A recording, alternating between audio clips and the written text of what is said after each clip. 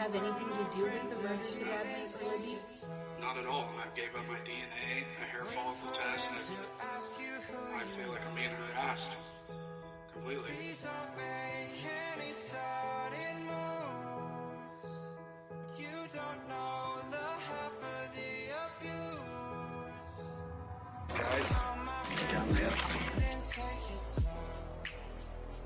I found an item of interest under the railroad bridge. copy that. Go ahead and describe it to me.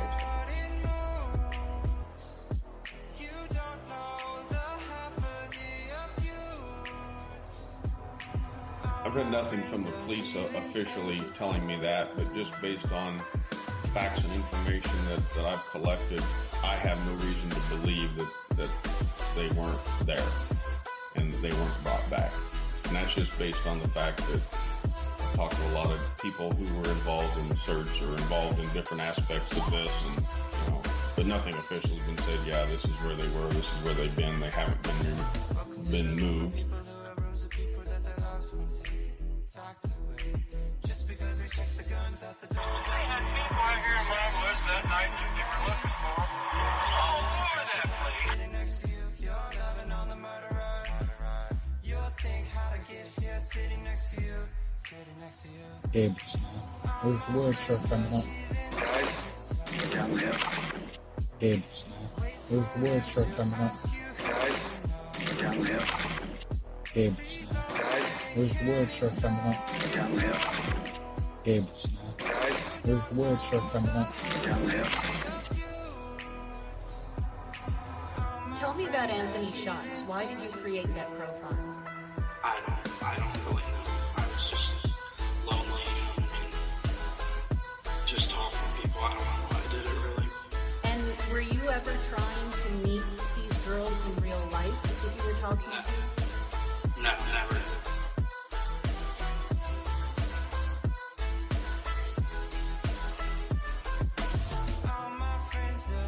Person that had asked that had put up their phone and saw 2 deer in the ground moving, and so he was looking to see what it might be, and he saw 2 deer standing up there, and when he saw them, he moved the camera down, and that's when we found them. Did you have anything to do?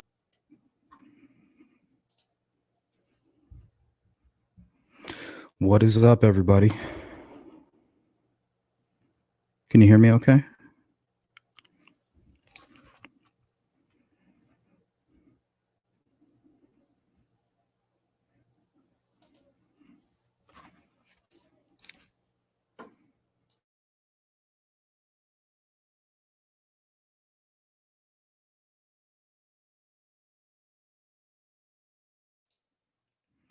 All right, let's see who we have in the house. Honeybee, what's up? You guys are getting bad weather. Hey, Deb, what's up?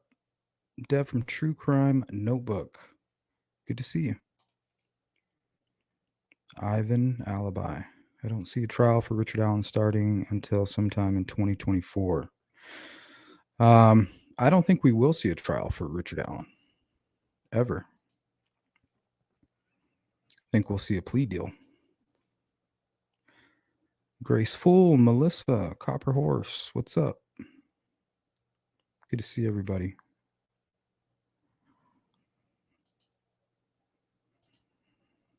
Yeah, that intro was really crazy.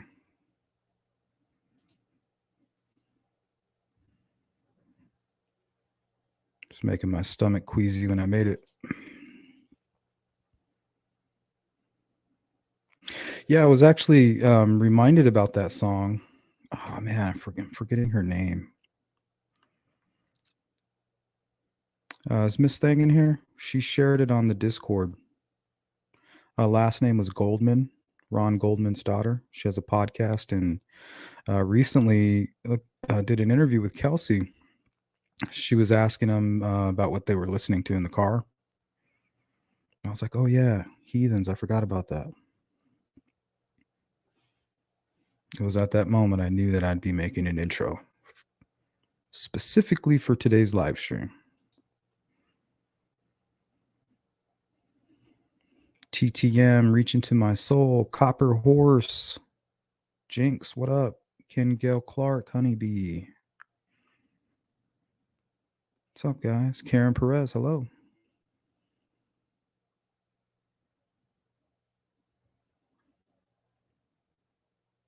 Who'd I miss? Miss Dwight. What's up, Dwight? Dwight says, I agree. Plea deal coming. Yeah, plea deal for sure. And then sure it'll be followed by a manhunt or another arrest.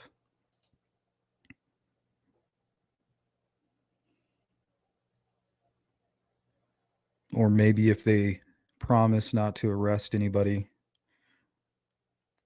who was an accessory after the fact, maybe he'll confess. What is that? Amnesty or immunity? Or does that mean the same thing?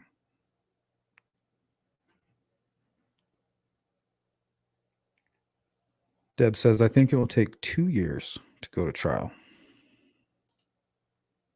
Hey, Violet, what's up? Honeybee says, Ron Logan not found guilty. That's happened in a few other cases, where they thought they had the guy, and it just, it was just some real crazy coincidence, or they just weren't able to pin it on him yet. And then even sometimes later on, they come back with new evidence, and then they're able, to finally push it through to a guilty verdict.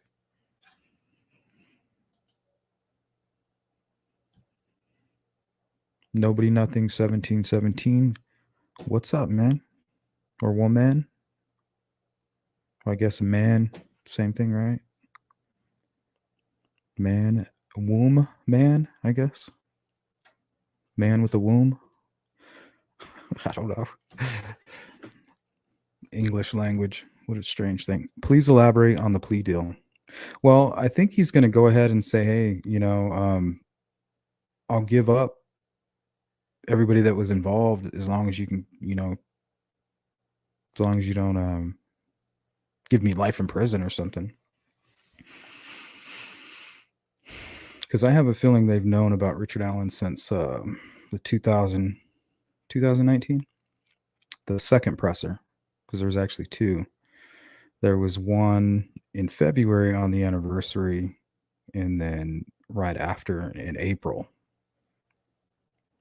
And what's strange is after that first presser, or no, actually, I'm getting it confused. What I was going to say is the 2017 presser, Kim Riley said something like, yeah, we have information, but I can't tell you about it. So I was getting them confused. Forget about that part. Go ahead and put that in a little box and slide it over into the trash. Hey, what's up, Dave? Oh, there you are. Kim Goldman, thank you. Yeah, thanks for posting that on there. That was a good interview. I recommend that. I wish I had the link. Mods, feel free to go ahead and post that link. I recommend it. It was good to see them both, both of them victims of violent crime. You can just feel the ease in their voice, They could relate and they were able to speak freely, so it was nice to hear.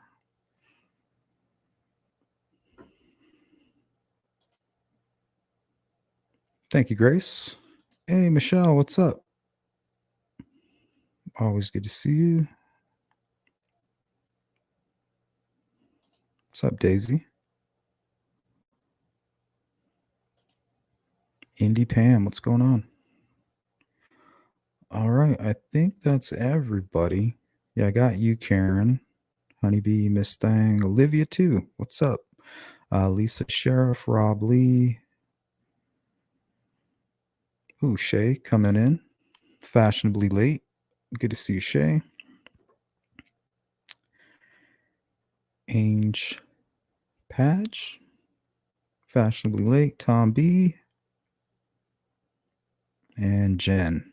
All right, guys, we're completely caught up. So let me break down. Oh, we got Tax Cut and Abby's grandma. What's up, guys?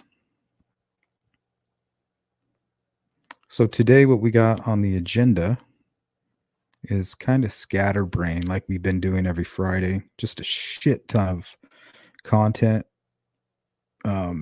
Really just conversation pieces. If there's any names mentioned or any law enforcement faces put on the screen or media clips that are brought up with people on them, just remember this is like no way of trying to accuse them or insinuate. On this channel, we have no law enforcement background. We have no legal background. We're barely educated, for God's sake. No investigative background. But we are human and we have a brain and we're going to use it to the best of our ability, which may be limited. But what I'm trying to say is we're coming from a place of pure speculation. Oh, yeah, and viewer discretion advised. I need to start doing that before these shows because I feel like we're getting desensitized to it, and some people are just kind of like, oh, it's Friday. What's going on YouTube? They're like, who's this idiot wearing glasses? Glasses in the while he's inside. But the truth is, I have these lights in my face, you know? And frankly, it's not about me.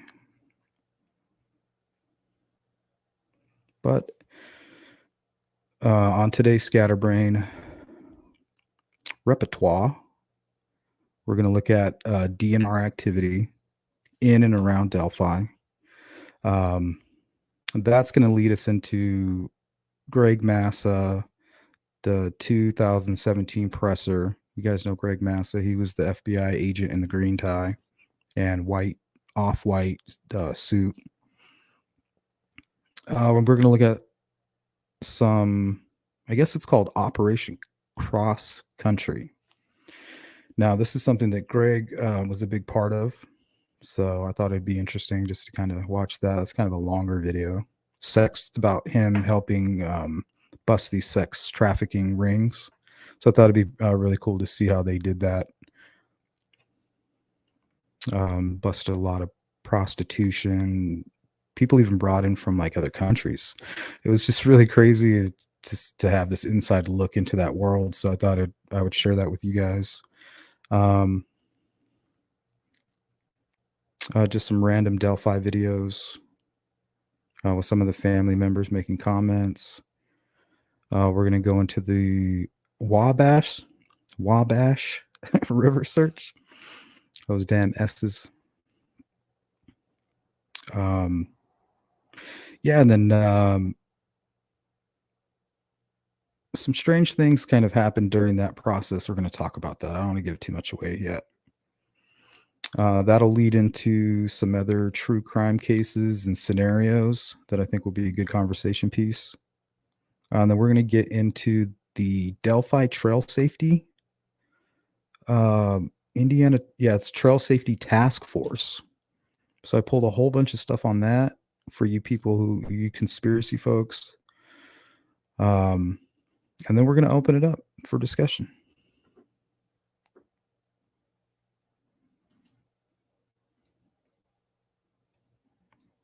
Oh, what's up, Kelly Miller?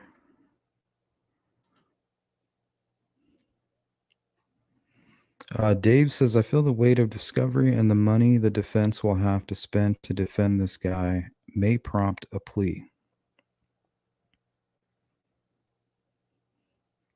I mean, I just hope that they have something good. I hope this wasn't some type of political pressure and they kind of wait it out like, well, if we get a not guilty, you know, and the whole double jeopardy thing, that's enough to risk because we don't have enough anyway. So it'll be the new discovery that would probably, you know, put the nail in the coffin if it was him and there happens to be a not guilty verdict, which could be possible. But it, you know, like I said, McClellan gave a specific type of probable cause affidavit to Goal. He said, hey, you know, we think other people are involved. This is what I would really like for you to put out, you know, and this is even giving out too much, you know, but there's names and there's probably connections to those names. And maybe even some of these witnesses are now providing further information. You know, maybe they were had further involvement or knowledge, or maybe they're describing the bridge guy and maybe the other guy that's with them they left out. You know, something strange along those lines. So there might be something new.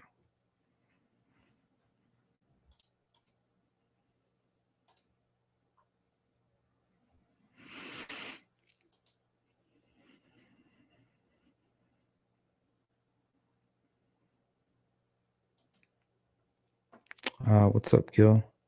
You are a fraud and you ask stupid questions on purpose. Okay. People always ask, like, how you get blocked on my channel. I don't like negativity. So if one of you mods could get rid of this person.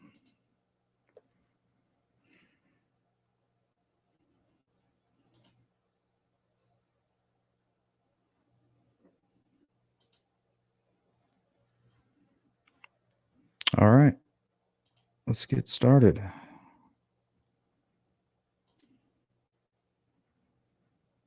This one was titled DNR Discusses Search for Body Reported in Deer Creek. So this stuff is super random.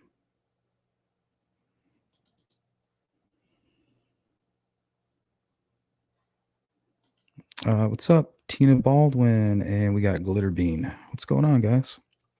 Happy Friday. From the Department of Natural Resources call off the search for a body reported floating in the Deer Creek in Carroll County. News 18 Samantha Tiki has the details of the search and the report that led officers to the flooded waterway. Just after 8:30 Thursday morning, Carroll County Sheriff Tobe Lesenby says deputies responded to a call about a body floating face down in the Deer Creek. Lesenby says the call was made by a third party. The person who claimed to have seen the body didn't speak English and needed a translator to relay the information to another Delphi resident who then called police. Really, the biggest part of it was based upon the detailed physical description that was provided to us concerning how they described that body. Deputies say someone was standing on this suspension bridge in Riley Park in Delphi when they reportedly saw a man's body with shoulder-length dark hair floating down the creek toward the Hamilton Street Bridge. The person only saw the body for a short period of time. We were able to put our boat in a flooded area near the Waterworks Department in Delphi. DNR Lieutenant Dan Doolin says officers searched the area between the Hamilton Street Bridge and Old State Road 25, but a body was not found. Doolin says it's possible the body may have floated through Delphi to the Wabash River, but he says high water levels and a strong current complicated the search. It's also a good possibility that the individual is hung up between State Road 25 and the last point seen. Deputies checked with law enforcement in surrounding counties, but no one has been reported missing. Due to the dangers posed by the high water, the search was suspended. We don't have anything better to go on right now than a third-party call. It's pretty dangerous for the officers to be out there without an actual point to begin searching. Doolin says DNR will continue to check riverbanks and low-lying areas until the creek levels go down, but he could not say if or when another search would begin. In Delphi, Samantha Tiki, News 18. I think that one was in 2016. I could be wrong.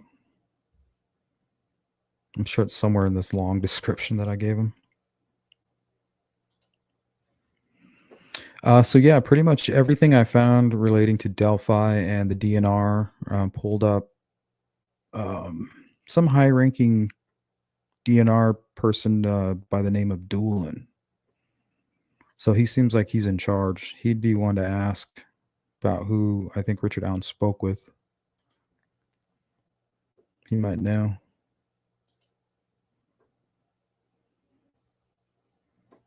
Yeah, I don't know, honey.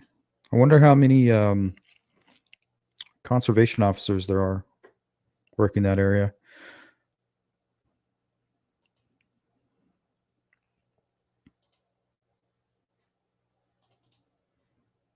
I think I got a couple more.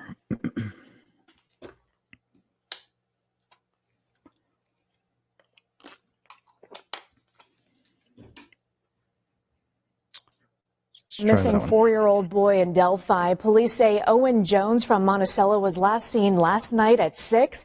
He was swimming in the creek at Riley Park when the water got too high.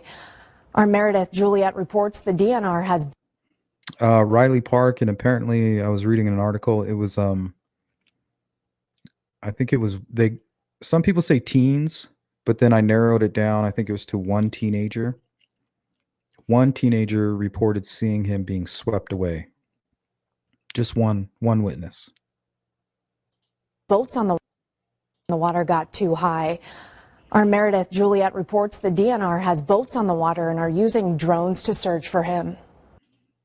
Drones. So we have the DNR and they're using drones, and we had talk. We heard talk of drones and with thermal imaging, and you got Ron Logan saying there was all these people back there looking where the bodies were, and he knew for a fact that they were just kind of out in the open. But then again, that's out in the open from his point of view. You know, he had kind of a bird's eye view off that hill. Could be something different for people walking around in the dark, on foot, or, you know, across the creek. It could be different, but I find it strange. He said, man, he says there's hundreds of people back there. So it being so close to the creek, on those trails, I wonder if it would follow under the jurisdiction of the DNR. So were they out there with drones, and were they in charge of the search? I mean, I think that's a good question. We don't hear a lot about that. And now that we hear about some DNA officer who has provided very specific information, and over the time, for some reason, never came forward, or it never clicked. So it's just an odd thing.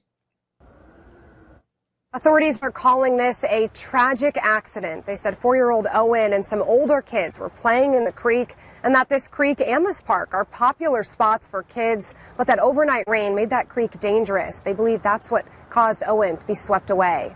Unfortunately, I feel like the kids don't know how to decipher between the swimming hole that was safe yesterday, and then we receive a lot of rain overnight and the current comes up, and we think that they entered the water not knowing the hazards.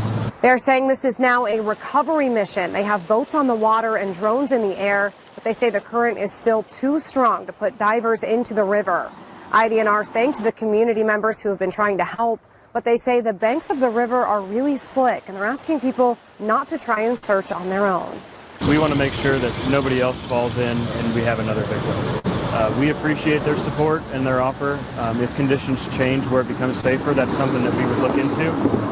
But right now we're asking for people to just support the family and the search efforts. Now IDNR is keeping their eyes on the radar, hoping for a break in the weather so that those divers can get into the water and get to work. In Delphi, Meredith Juliet, Channel 13 Eyewitness.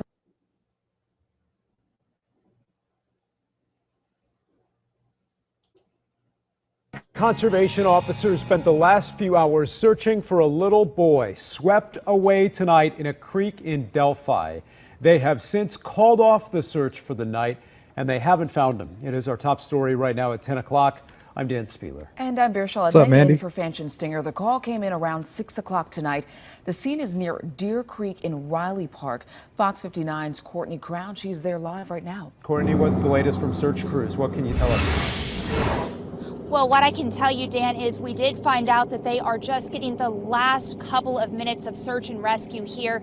Tippecanoe County Sheriff's Office is still flying their sonar. Hey, what's up, Tom? With the super chat. I'm not going to vote. I feel law enforcement picked. Take the heat for clerical error over not having enough concrete evidence to keep him from walking out a free man. So you think he was more of a scapegoat? Is that what you're saying? Thanks for the super chat. Technology out here. They're still using their drones, just trying to make those last ditch efforts to find this missing 4-year-old boy who did go missing around. So there's that word again, drones. So does anybody know, was DNR leading the search for the girls?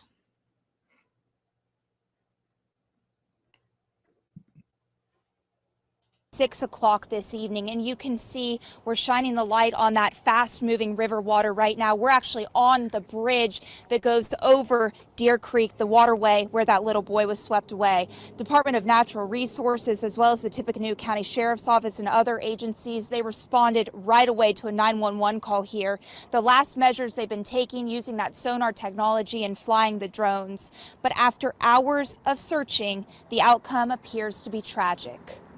Right now, this is a recovery effort. We're going to continue searching the area as long as we can tonight, and when conditions become unsafe for the responders, we're going to close up for the night, and we are going to continue at daylight tomorrow morning. And I can tell you guys, within just the last couple of seconds, state police have come out of the river here. Lieutenant Dan Doolin says that this does appear to be an accident. The family members will not be charged in this case. By the way, that missing 4-year-old boy was last seen wearing a blue t-shirt and blue shorts. And of course, there's been a lot of community members out here, and everybody just wants to help in this recovery effort. But Doolin says he wants everybody to stay away from that water. It's high and it's moving fast, and it's not safe for even the most experienced swimmers. That search and recovery resumes tomorrow morning at 7.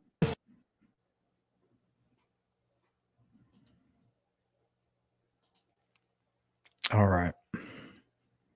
So I originally had one of my subscribers send me Dan Doolin. I was like, who is this guy?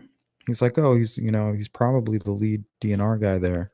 So it was a good place to start. He sent me an email with his information. Seems like a normal dude, but I mean, how strange would that be if that was the guy, the conservation officer, you know? So I found that strange because today when I was going through some of my videos, I remembered, I was like, I know that face. And this is where I remembered it from. Emotional day for a community already mourning the murders of 2 teen girls. Startling new details emerged today in this unsolved case. We've now learned one of the teen victims took this picture of a suspect before she was murdered. And police think one of the girls recorded the voice of a suspect on her cell phone. Listen carefully.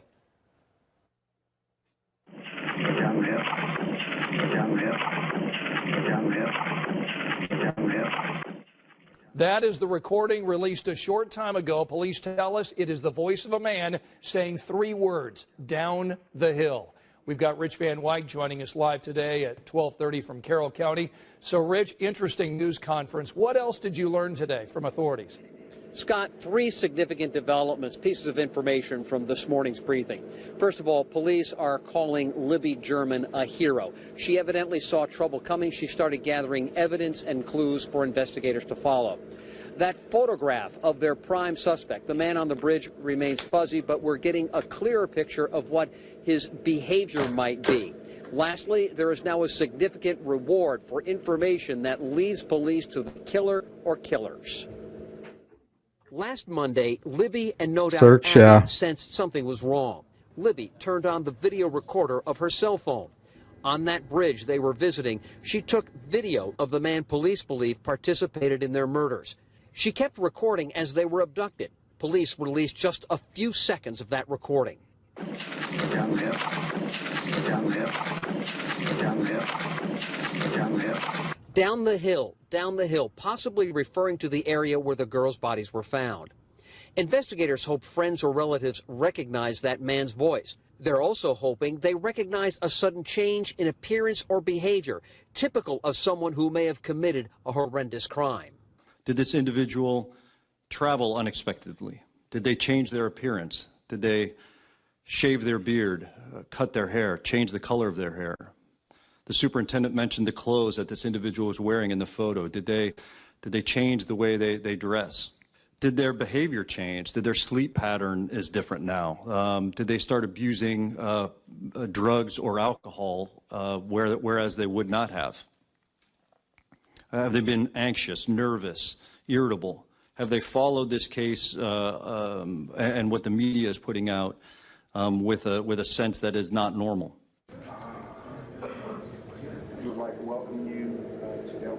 I don't believe I've ever seen a crowd this large of police and government officials. So one thing I noticed is that guy, Dan Doolin, he's in the crowd. If you see him, he's third from the right in the back row. So he's a high ranking, I think he's a lieutenant. Officials committed to solving a single crime. We learned today the FBI alone has 40 agents working the investigation. So right there, I seen him and I was like, oh shit, there's that dude. I was like, he's at the press conference. I never even noticed him before.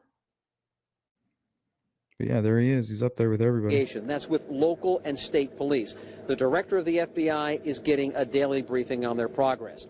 At the end of the briefing, police announced a reward, as much as $41,000, that brings them a tip, some sort of lead that connects them with their suspect and perhaps killer of these two girls. That is going to put some strength behind their continued, repeated, and passionate pleas for help from the public. We've put those tip line phone numbers as well as a brand new email address on our website. Scott? All right, Rich, thank you so much for your coverage today. And as Rich mentioned, they have set up this new email address. That way you can email your tip anonymously. This is a lengthy email address, so I'll give you a couple of seconds to write it down and also let you know that we've posted this info.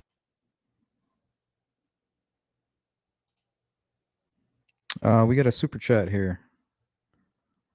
Hold on, everything's starting to act up. Let's take that down.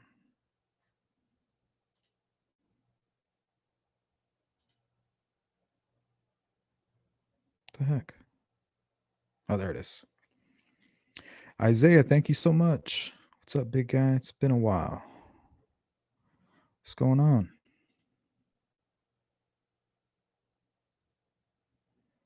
So I slowed it down. I pulled up one of my my videos. I thought it was strange. It's like, how did I not recognize this guy?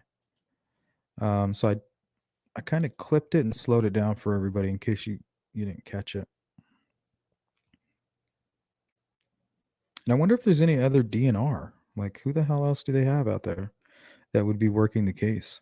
Not that I'm trying to like dox the guy or anything. I'm just saying, like, it'd be good to know who this person is. And to helping to spread the word. Thank you.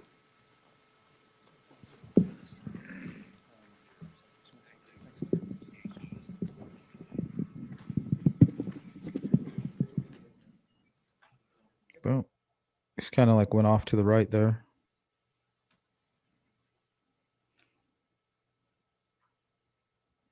I was like, I remember seeing all of these other people, but I just could not remember seeing him. It's like a glitch in the Matrix. Oh, then we also had a little special visit by J. Kyle Keener, I think, right there as well. So there he is in the background, like right here.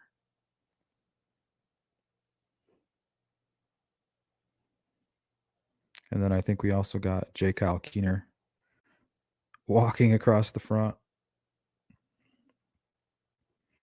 He was working for the Pharaoh's Tribune at the time. There, here, see him? He's like, oh, sorry, I'm messing up your shot. Yeah, I'm pretty sure that's him. I'm not 100%, but I'm pretty sure. And to helping to spread the word. Thank you. All right. So that was just a little catch that I found while I was looking up some content for Greg Massa. So I thought it was interesting. Something that I didn't notice. I didn't know that that was the a DNR officer. And he seems to be like the person in charge of like search and rescue whenever it's near like a, I guess, quote unquote, wilderness area.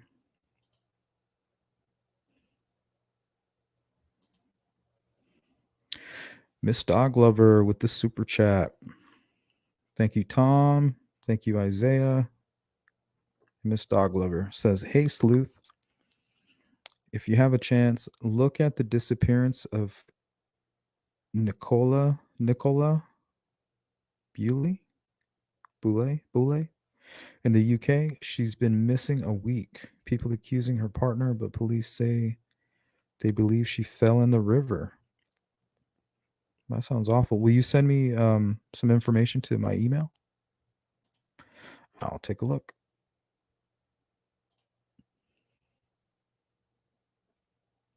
Vincina, hello.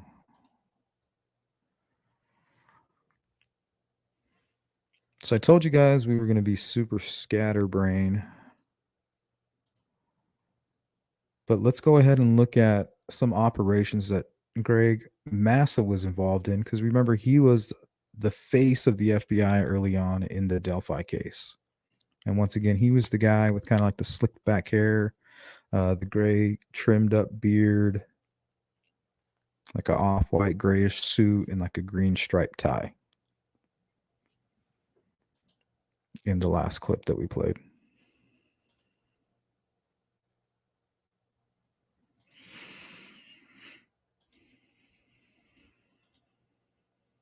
What party, Tina? The thing is, I'll be happy to get behind anything that you want to talk about. But when it's some kind of strange claim, like, you got to have something for me to look at, something for me to hold in my hand. Can't just be like strange rumors or echo chamber type stuff.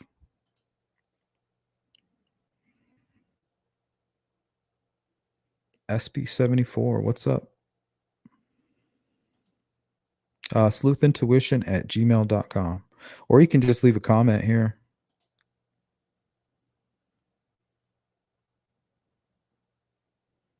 But I would prefer an email. That way I don't forget about it. Because as soon as we're done with this, I'm going to take a banger right to the dome.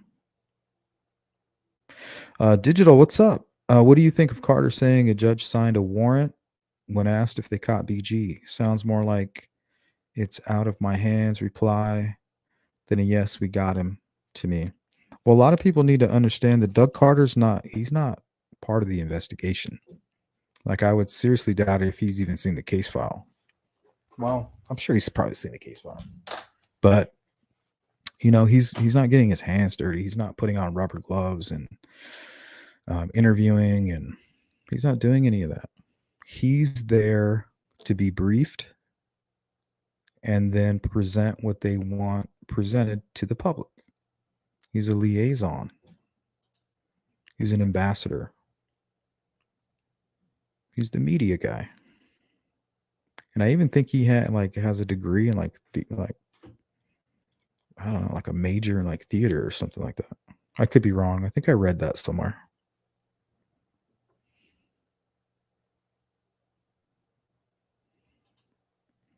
Yeah, short memory. Imagine if that's the guy. I mean, there was another conservation officer that was helping to search Ron Logan's place, but I don't know who that guy is. He wasn't on the news or anything like this guy was. But imagine if this Doolin guy is the guy that Richard Allen came to and was like, hey, man, I was out on the bridge and I was wearing a blue jacket and I was wearing blue jeans. I did see some girls, but I didn't see those girls. And from my understanding, he came forward when they were still missing. Now that may not be correct. I'm going off of an article from local media there in Indiana claiming that their sources are law enforcement, and their law enforcement source is telling them that the day of, he came and met with them. Somehow they met. I don't even think it was in like a professional setting. I think it was like random, like out in public. I just don't understand how they got his phone information unless they got his phone information when they arrested him. Like, how did they have his phone information and the probable cause, his ID and all that stuff for his phone? Like, how did they gather that information? Did he say, here, let me check your phone real quick, and wrote it down? Is that something they do? Do we have any law enforcement in the house? Do they do that? So imagine he came to him saying, yeah, I was there at the time. You know, I got there pretty much the same time they did. I didn't see them. I was on the bridge. I fit the description of the guy that you see in the video. And now I'm standing on stage right now at a Delphi presser, one of the very first ones. I think it was the first one? Knowing, possibly, I doubt it. But I mean, wouldn't that be creepy?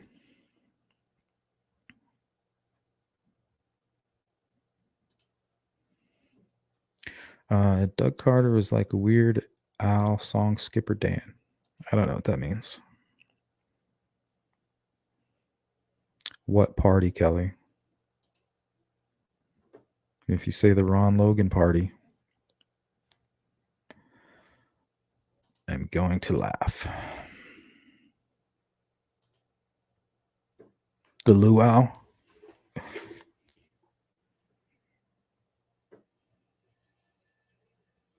All right. So Greg Massa was a big part of Operation Cross Country. Viewer discretion advised. This is a big story about prostitution and things like that. They don't show like nudity or anything like that because I went through it, but some parts it appears they do show a lot of skin. So I just want to give you the heads up. But I got this off of YouTube, this video, so should be good to go. I'll be so engaged. She's just associated with the back page ads are split. Okay, Yeah. I'm good. All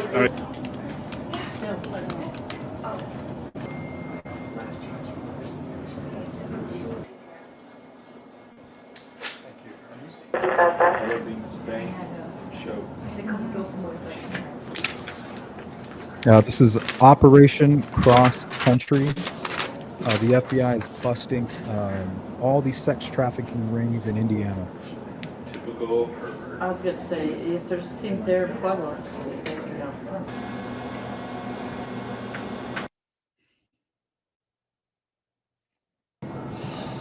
What's interesting when they do post to their friends. Quite compelling story. She came from a good family.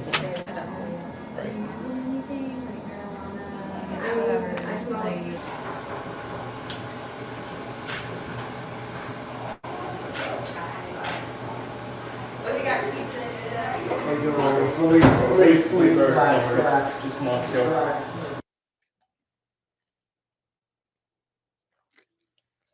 Dang, that girl was so hungry she didn't even notice they were cops. Which is hard to see her face from here. Did you see that? That girl was so hungry she didn't even realize that she was walking right into a trap. She goes, "Oh yeah, they got pizza." Like, yeah, because they know you're starving. But on the ad, she looks about 14. This hatch meat in my closet. Seriously though, this might be like a big stable, a big 29, 93.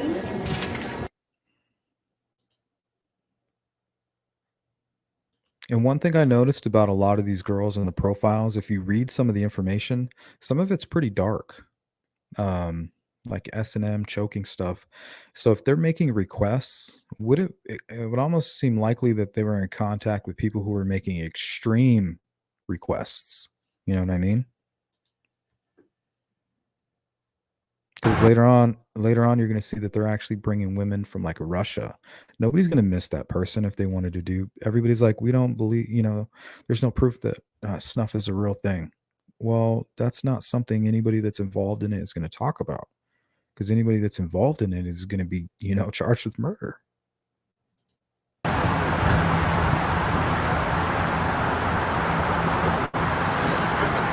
What's your number? What's the number you're using for the ad?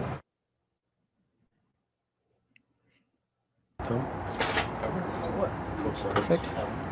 Left index fingers, just like that. I'm just curious, because I'm a victim specialist, so that's why I'm here. I wanted to make sure that y'all knew that there are resources out there if you want to get back to California. Like today we can do that. Wait.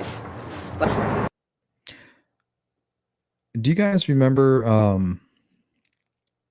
the boy they found in that Las Vegas thing, in the Las Vegas suitcase? Wasn't his mother like stuck in all this prostitution stuff from California, or was it Las Vegas? Because that woman right there, she said, "Yeah, I'm going back to California," and the mother. So I wonder if she was in the same trafficking ring, But there was also rumors that she was traveling kind of like a journeyman would, going where the work is. And apparently here in Indiana, well, not here, I don't live in Indiana, I'm in Arizona, but in Indiana, they have, NASCAR's real big. What is it, the Indy 500? And apparently that's big for prostitution.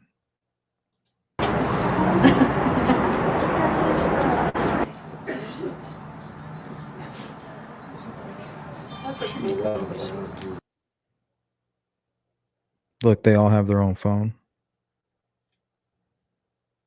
In case they want to call law enforcement.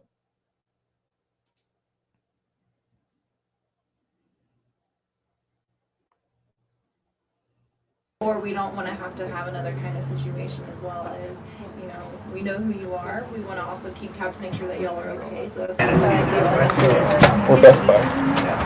Yeah, let's pull around to the back.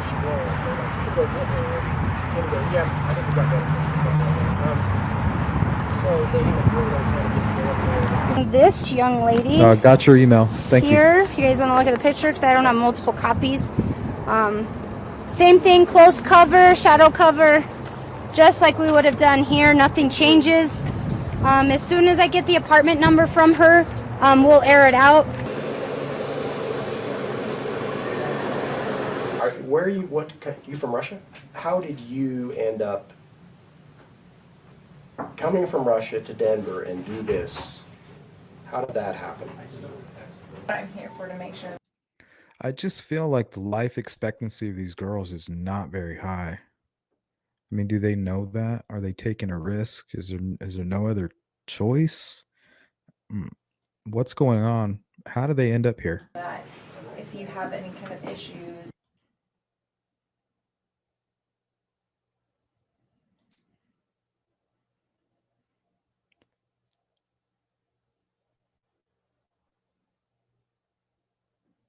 What the heck?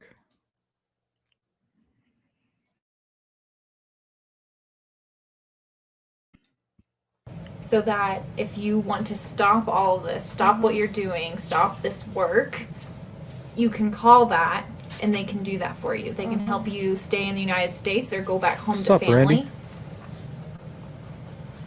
So you don't have to deal with the scary stuff. Yep, Olivia. But I don't know if the mother was from Las Vegas or she was just in Las Vegas at the time. At some point in time.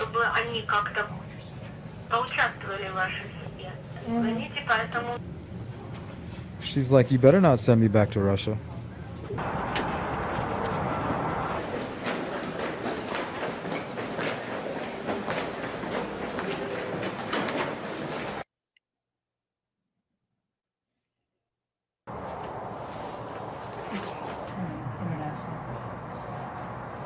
Shit's crazy. What the? What was that? That helped bid me out, man. Oh, he must be the creep. He's like, yeah, here, do it. I'm not gonna give it. I'm not gonna help you. Bend this hand. Oh, why isn't she wearing gloves? And your thumb. It's nasty. Thank you very much.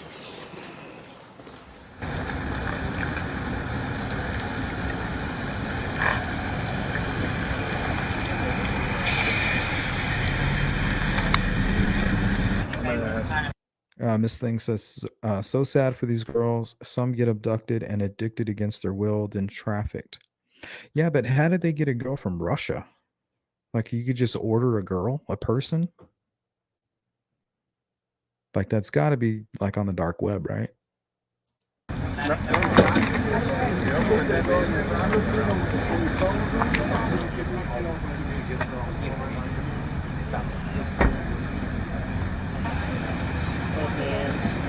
Anything else? Sorry, I'm just getting over the river. I'm in the area. Yeah, such a crazy lifestyle. What's up, yo?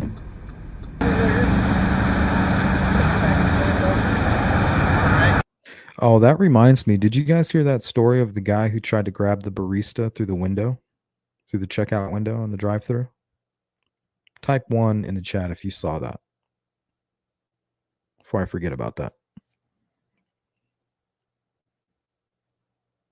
Who saw the quick video of the guy in the truck, looked like a white male, tatted up, trying to put, it looked like something he had made, like some kind of zip tie that he had put on himself or something, and he was trying to kidnap her straight through the window.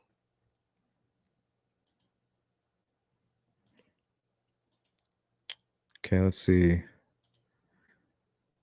Marmy, hello. Ken, Miss Dog Lover, Jinx, Rob, Moon Crystal, Scary. Jessica says, yeah, with the zip tie. 2, Glitter Bean. Yeah, I don't have the clip here, but I recommend anybody at any point just type that in to the YouTube search bar. It is so freaking terrifying. I mean, you see this little skinny little arm, and you can tell it's like a teenage girl, probably working like her first job or something. And this guy grabs, he's acting like he's handing her money, right? But instead of handing her money and she reaches for it, he grabs her wrists, pulls her kind of closer to him, and tries to slip on like a zip tie, some kind of mechanism that he created. And I think he was going to try to drag her out of there straight through the window. I mean, what the I've never seen anything so crazy. Okay, sorry. You guys go get a head start. Summit Suitor? Summit Suitor, we're on the way. Gotta film the money. Gotta film the money. Let's do it.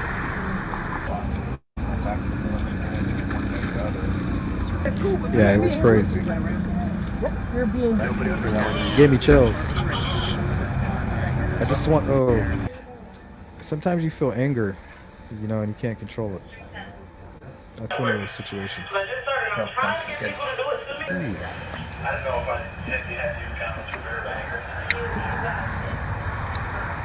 Walking right in on him.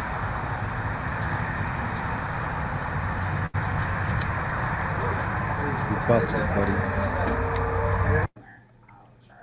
You know, for gas and travel. Yeah, Grace.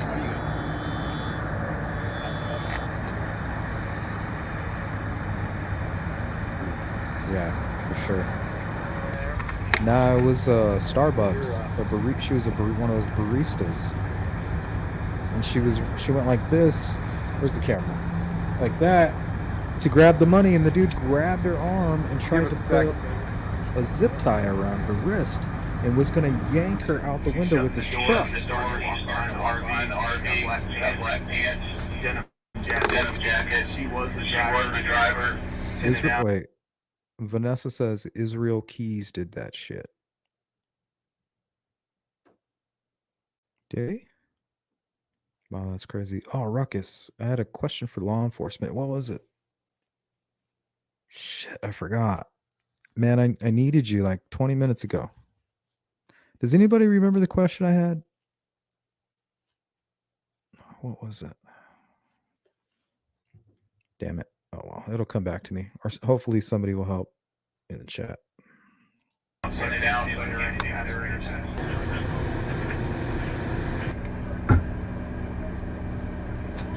Mike, if you want to go ahead and start moving up, I got the car.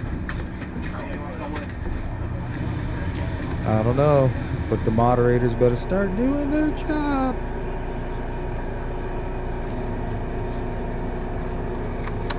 Or no, you don't have to. Boom, FBI.gov. That's the 5-year-old. Go check that out. And I guess Greg Massa played a big part in putting all that together, processing the information. So yeah, shout out to Greg Massa. I would like to hear his opinion. Because I mean, he had it down to the T. Remember, he was like, Sound like he thought the guy was local and that there was others involved.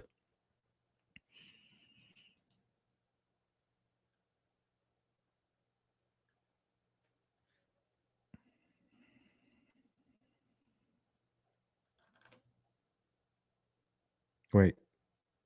Cell phone info. What do you mean cell phone info? Is that what I had a question on?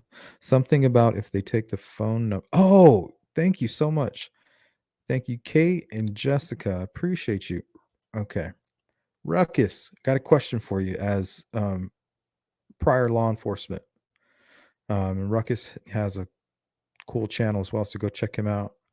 But as somebody that knows what they're talking about, when you saw the probable cause affidavit and you saw his phone ID information with, included in that affidavit, how do you think that they retrieved that information?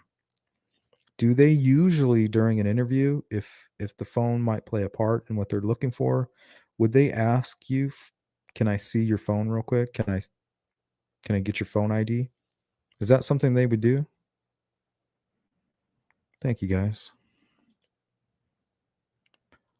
Jessica and Kate, shout out.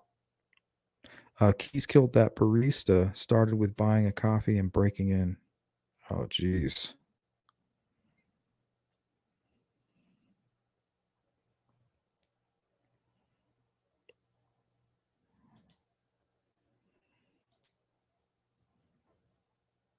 I was looking at marbles. You lost your marbles? Like, what was his name? From the Lost Boys? Yeah, he lost his marbles good. They can ask. Do you think that's what happened? How'd they get that info? What do you think? What's your professional opinion? How'd they get his phone ID? Did they just ask him and he was like, yeah, here, take a look?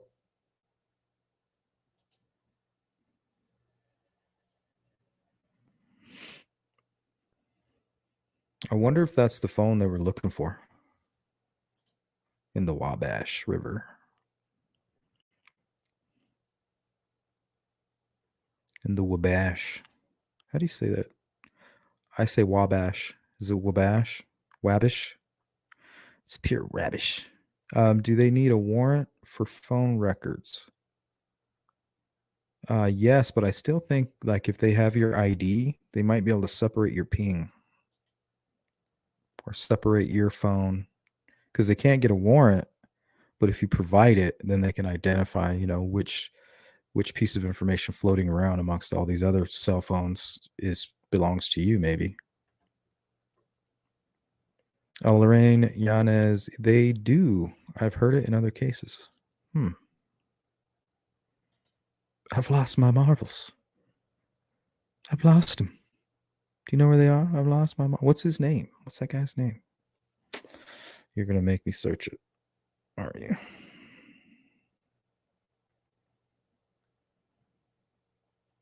Somebody's got to know that guy's name.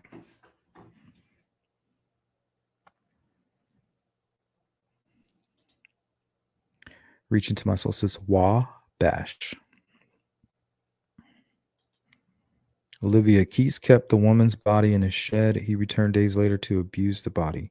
Yeah, did you guys see the live stream I did on the catfish cop and the Wynick family from California? Well, this guy traveled all the way from the East Coast to California to abduct, well, not only to abduct the 15-year-old that he was catfishing, but murder her entire murder her grandparents and her mother. And he had recently purchased a home that was fairly secluded. Looked like they were about acre lots, or half-acre lots maybe. But before he purchased the home, he asked specifically for video of the basement and also blacked out all his windows. So he traveled across country and was going to take her back, most likely to never be seen again and to be one of those victims. Remember that girl that came running out and the black guy was like, oh man, I seen a white woman and I knew something was wrong. She came running directly into my arms. Well, apparently that lady was being held prisoner for like I don't know, like 15, 20 years. And I bet you a lot of these missing people, this is happening to. So they need to start looking, including maybe some of that information for these missing people, people that have strange properties. You know what I mean? Because there was another case where this guy, I think he was a realtor, and he was supposed to meet with a potential buyer. He ended up kidnapping her, or she was a realtor, and he was acting as if he was a buyer, and then kidnapped her and took her to a storage unit on one of his properties, and like tortured her or something. You guys hear about that? Man, I need to put all this information together prior to the live stream, I think. Toodles. Oh, Olivia, you know what I'm referring to. What's up, JJ? Shout out to Michigan. My opinion from Dave, younger guy sketch, was a reach by law enforcement based on one of the witness statements. I don't know. They said it was new information. I think it had to do with something they seen on the Hoosier Harvest Store video. Because we know they didn't have it early on. We know from the Ron Logan affidavit, they didn't have that information. Because they were off by like 49 minutes on the arrival time of Kelsey. They said 1 p.m. and it was like 1:49 or something like that when they seen her driving. Of course, she dropped them off prior to that and kind of lingered a little bit. And she said that from the very beginning. Her, Becky, Patty, everybody, oh, she left around 1:30. That's what ended up being the truth.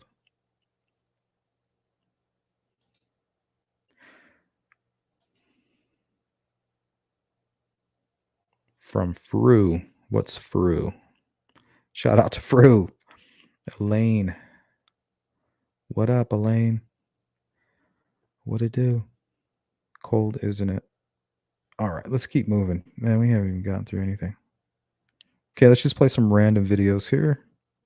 At any point you guys want to chime in, we'll stop and try to get some clarification.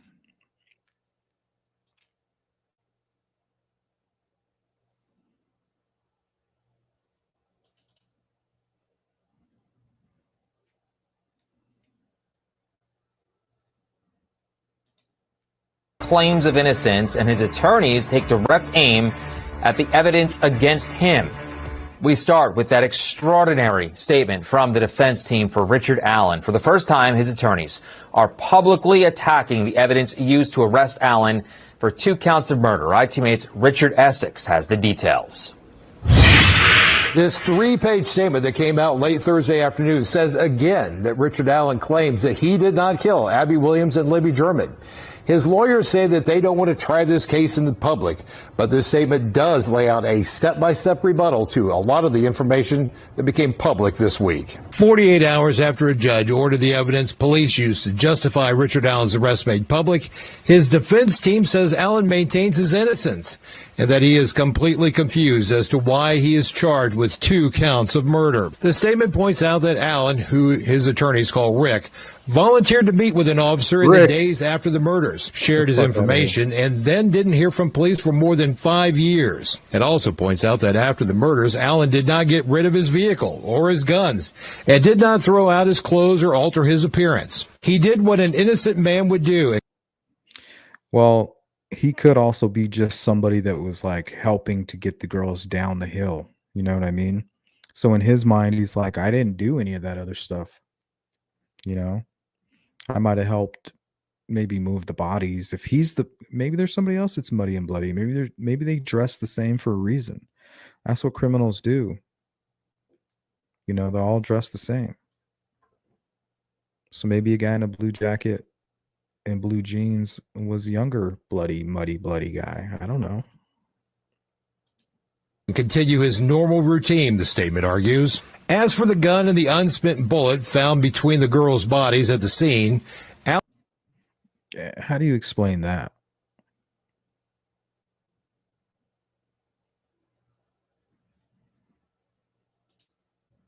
You know, either he's being completely set up somehow, or the science behind that is extremely solid.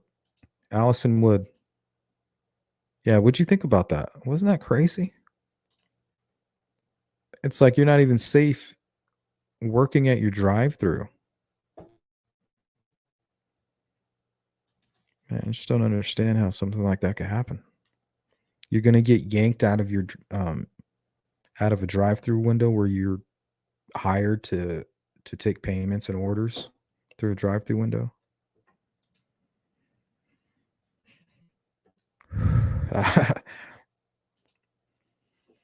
It's not very often, your blood boils, but that one, something about that shit. Allen's attorneys refer to it as the single magic bullet. Prosecutors claim markings on the ammunition tie it to a gun owned by Allen. The statement says that identification techniques used is anything but a science, and that they plan a vigorous legal and factual challenge to it. In a court hearing last month, prosecutors hinted that other people may have been involved in the deaths.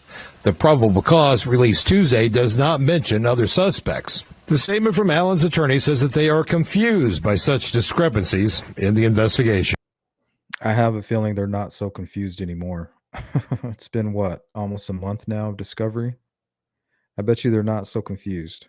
Allen's attorneys say that he has nothing to hide, and they hope to start receiving tips to help prove his innocence.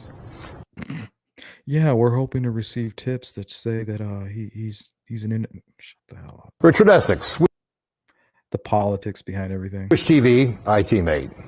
Now, late tonight, the Carroll County Sheriff responded to the attorneys, saying, in part, I feel a court of law is the proper and impartial setting for this matter to be vetted. You see the full statement on your screen. If you want to read the full statement for Richard Allen's defense team or the sheriff, take out your phone, scan the QR code on your screen. That will take you to the Delphi story and the as seen on section at wishtv.com. Meanwhile, two other major Delphi developments today. A special judge announced she will hear arguments next month on two critical motions in the case. The first is a gag order requested by prosecutors that would prevent those involved in the case from talking publicly about it. The second is Richard Allen's request to move his trial at least 150 miles away from Carroll County.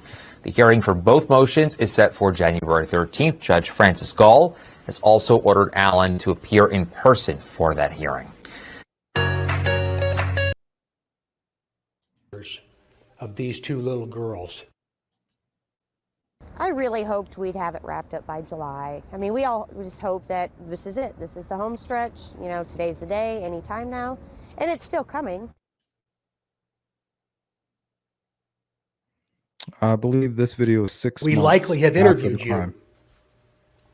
Or someone close to you. It can't be 6 months. Different video. What's that say? Oh, after the new direction pressing. This is late 2019. It just seems so far-fetched, but yet it's always gone back to this is closer to home than any of us ever cared for.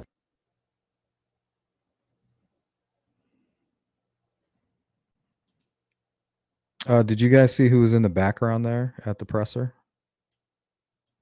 Anybody catch it? I thought that was kind of strange.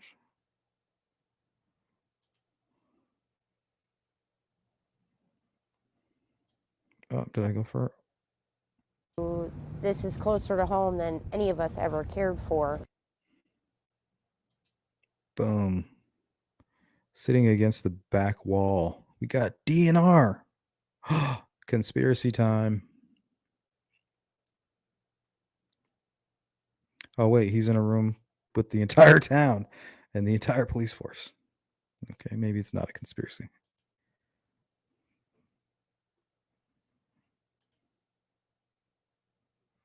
We were hoping we'd have this solved. We're still working to try to solve it. I can't say we're discouraged, but we are still working hard at it. We've had some information on it, but I really can't go into it. There's that comment I told you guys about earlier. We've had some information on it, but I really can't go into exactly what's going on with that. And listen with that comment and then listen to Anna's final statement here.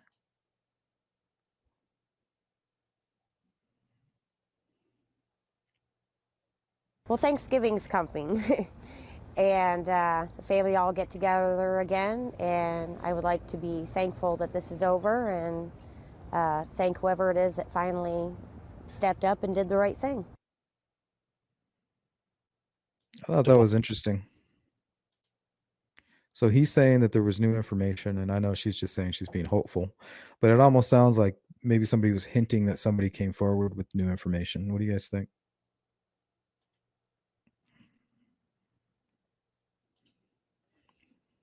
Mudlust?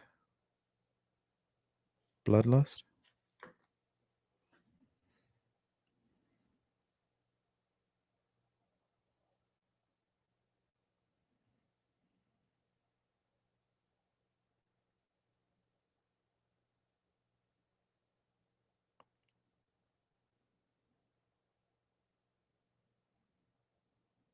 Oh, nice. Damn.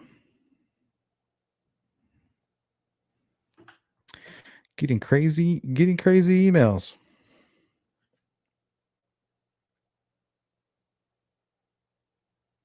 Oh shit.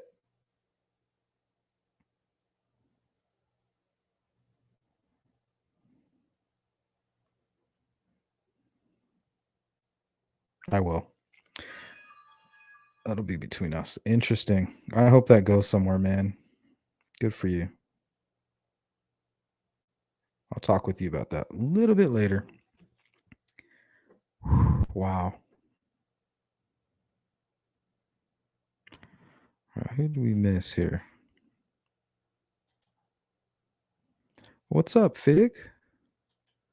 Good to see you, buddy.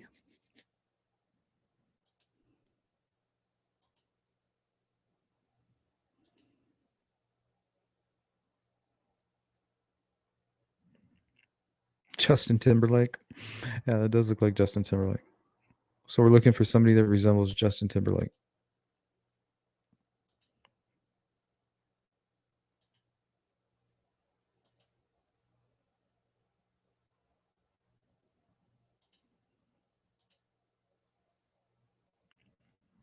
All right, where were we? Damn, we're not even halfway.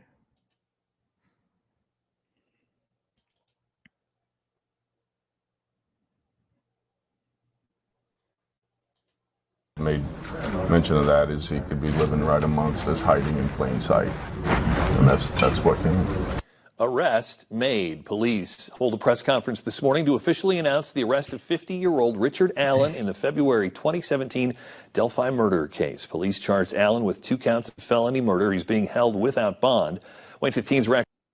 Hey, Miss Persevere, holster those pistols. We don't have to beat up nobody. We're good.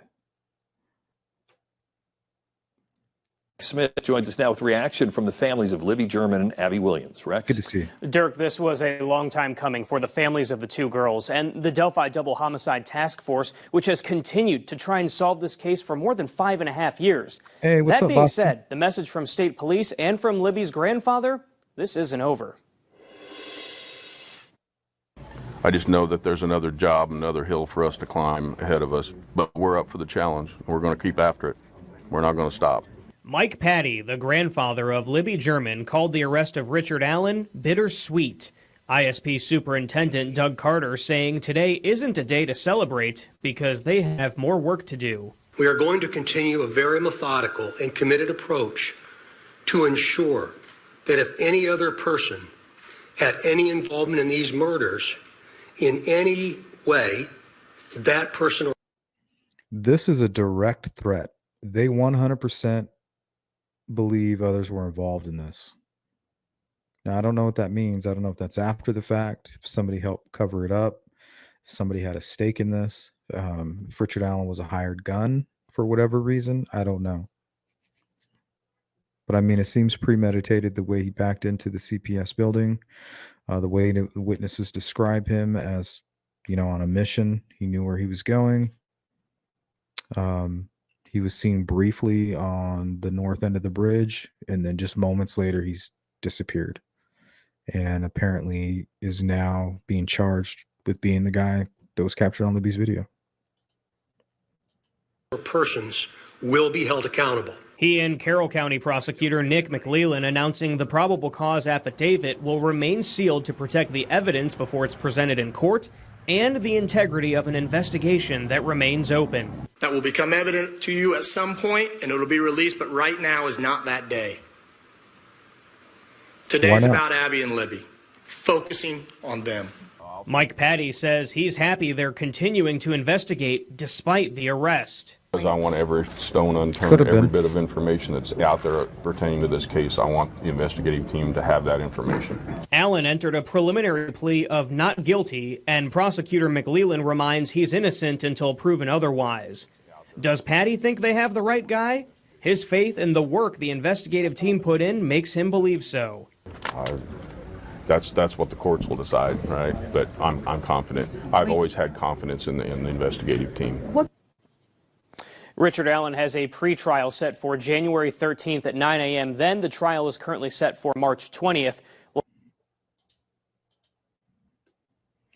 All right. So that was pretty much it for the few random videos I had with some of the interviews with some of the family members.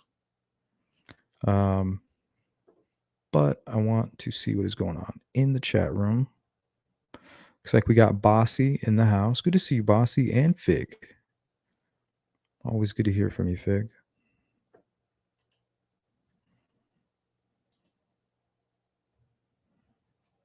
Parking at the CPS was just a bad idea. I think he expected to be driven back to his car. Maybe he was driven back to his car.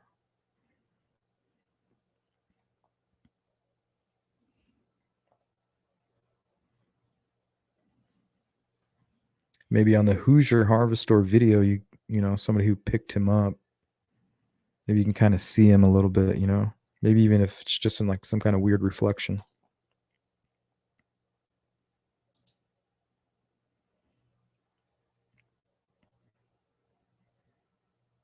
No, Tina.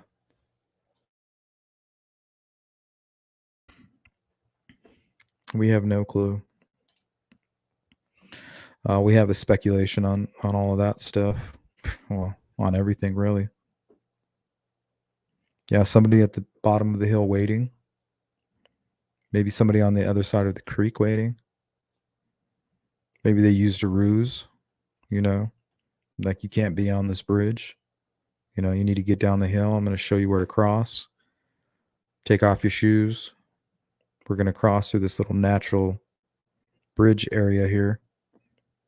Because it almost seems like that's where they tried to cross. Or the girls knew, you know, that was there and that's going to be the place they're going to try to run. Or they were somehow convinced to cross right there. Maybe there was a guy in uniform down there. I don't know. Who knows? We're going to go ahead and transition over to the Wabash search. And some strange things that I found. Not really strange, just interesting. And then it kind of led me to another thought. Allison says, I felt sick watching that poor girl almost get yanked through that window. Yeah, did your stomach get queasy? First, my stomach got queasy. I felt really scared. And then I got like blood curdling anger. And that doesn't happen often. Something about the audacity of that guy and then that poor girl. I mean, it can't be his first time.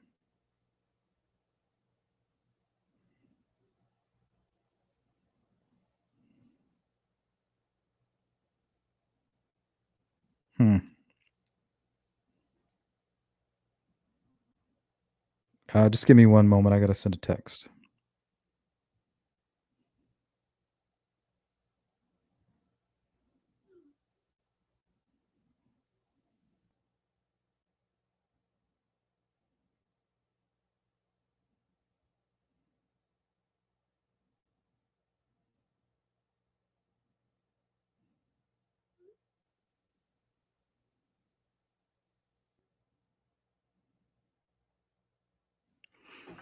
All right. Sorry. Extends now into a second week. News 18's Joe Paul visited Peru today to share more about the heavy state police presence there.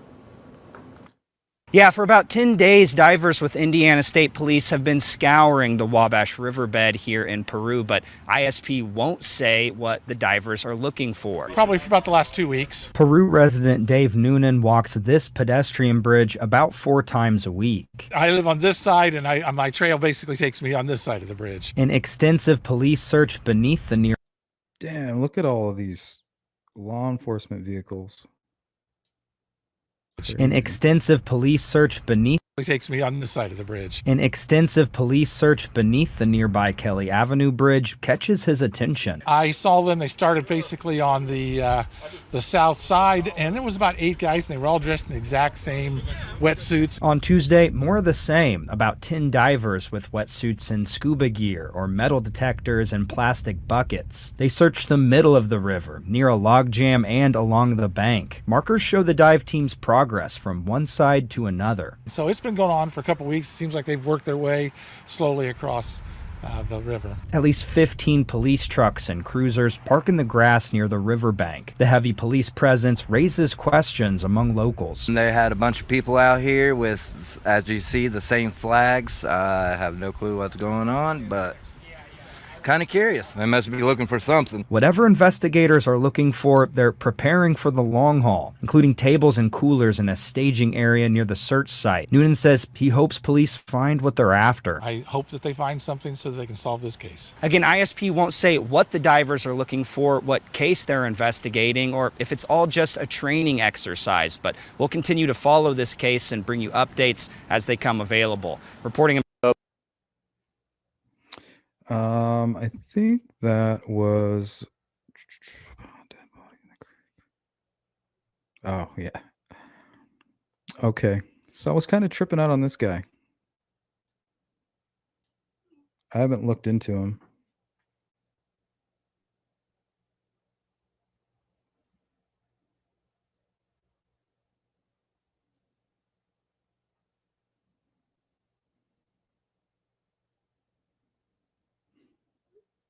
Wow. That's all I can say about that, buddy, is wow.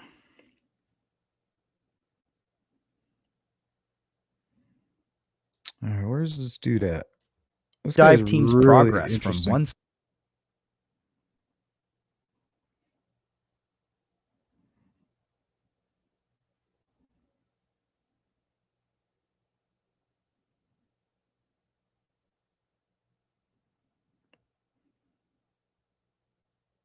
There he is. As This dude seems you intense. see, the same flags. I have no clue James what's going about- on, but kind of curious. They must be. Why is this dude so curious? And he said he was there the day before. I wonder if he just lives nearby. But I was so curious about this guy. I looked up his Twitter. It's kind of interesting. Well, not really, but that'd be worth talking about it.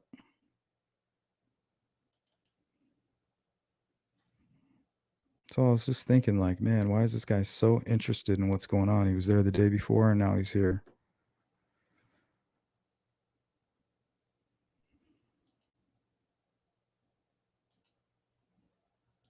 Like, not accusing the guy or anything, but I'm going to tell you why I'm bringing this up, because it's leading me to another thought. But let me share my screen. So I checked out his Twitter, and looks like he created it February. Joined February of 2017. Kokomo, Indiana. And then it's the same guy that's on the bridge. But one thing I noticed, this dude has scratches all over his face. I wonder if that's a photo from February. But his last message was on February 16th. So I don't know if it's possible got to a fight or something. I just thought it was strange. February scratches, and he's interested in the Wabash search. Most likely nothing But it did make me think about something. What if, and I'm not saying that that's what this guy's doing, but what if the killer somehow inserted himself into the media? You guys remember this crazy shit? Hold on, let me pull it up here. So that guy on the screen, I mean, I'm sure, he seems like he might have a criminal past, but he just seems like a very intense person. So of course I'm just going to look at it just out of curiosity, but it reminded me of this guy.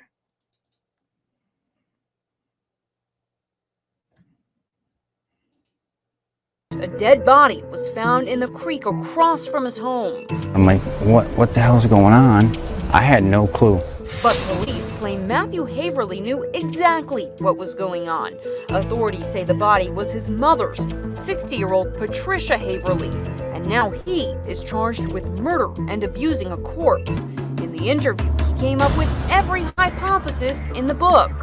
I think it was kind of a hit, and something happened. Something went bad, and this is like a rural area, so they just wanted to plant the body somewhere else. It would be like a place where people from the city would want to put a body because most likely they wouldn't be found. He even addressed how his mother would feel. I'm guessing like my mother, she would be concerned, and probably a lot of the other neighbors would be concerned. Neighbors are shocked. It's heartbreaking because he comes across concerned. That's kind of weird. That's kind of weird. You got people like that running around. An autopsy shows his mother weird. died from head trauma. Haverly is being held without bail and has not yet entered a plea. For InsideEdition.com, I'm Lisa Wojcicki. Yeah, that guy hit the nail right on the head. He's like, that's just weird. Oh, and then you got this guy right here. We're just trying to find out where she is at this point. I mean, no one has seen her since Saturday. I mean, the last time anyone heard from her was an email that she sent out, and no one's heard from her since. Did you see her hang out with anyone at the time, anything like that?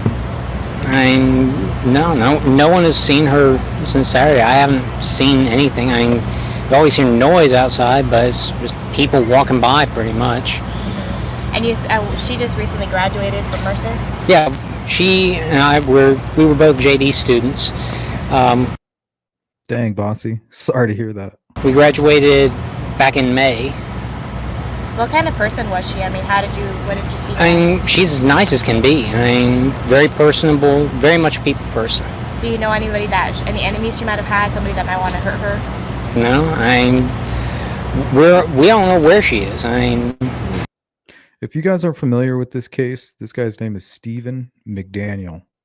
Make sure you do a deep dive on this case. You will take a trip into psychoticville like you've never seen before. The only thing we can think is that maybe she went out running and someone snatched her. Because I mean, we went over. One of her friends had a key. We went inside and tried to see if there was anything amiss, but I mean, she had a door jamb that was sitting right by it, so there was no sign that anyone broke in. I mean, the door was locked when everyone got here. I mean, we just don't know where she is. What about in the parking lot area? I know they've been doing a lot of, I think that's where they have recovered the body or whatever they recovered from there. Body? Had you seen anything there? Had you seen anything there? I mean, we don't know if this is the same person. You know what I mean? Like, they took out a body there earlier. We don't know if it's the same person or not. So that's why we're trying to ask people if they know who lived there. Are you okay, sir? I think I need to sit down. Okay. Okay, that's...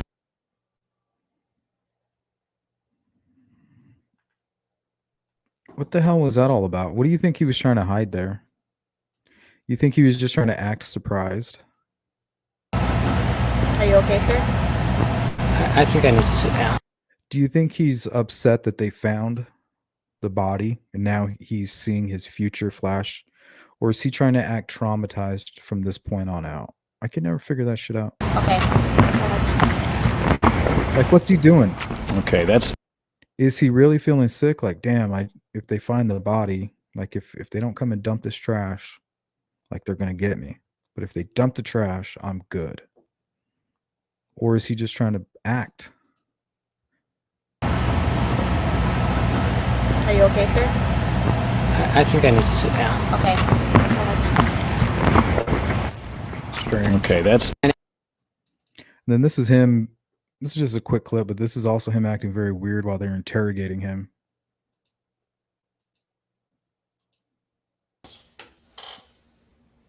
Certain person. Mainly Jonathan Adams. Okay. How long did you work down there? The spring semester.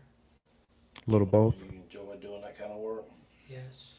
So you should be able to help me, right? Yes. Because you're on our side, right? Yes. Think that was genuine? Watching his life flash before his eyes. I don't know. There we go again with that. I don't know. Come on now. You can give me some advice. So just to give you guys a little information on this case. So this guy lived across the street from somebody that he went to school with. I believe it was law school or medical school, one of the two. And they were advanced students, but apparently he became obsessed with her, began stalking her, became the maintenance man at her apartment so that he could gain access to her apartment. And first he started out by watching her through the window and then sneaking in while she was sleeping. And then one night she woke up. And this is what I thought happened with Brian Kohberger. I thought what he did was he snuck in and or waited in the house and startled one of the girls like this. This is the person I was thinking of when I first heard about that case. And they started talking about potential suspects and things like that. But that's a little background on it. And eventually I think he was watching her sleep and she woke up and then they got into a fight and then he strangled her. Right? You can't give me some advice?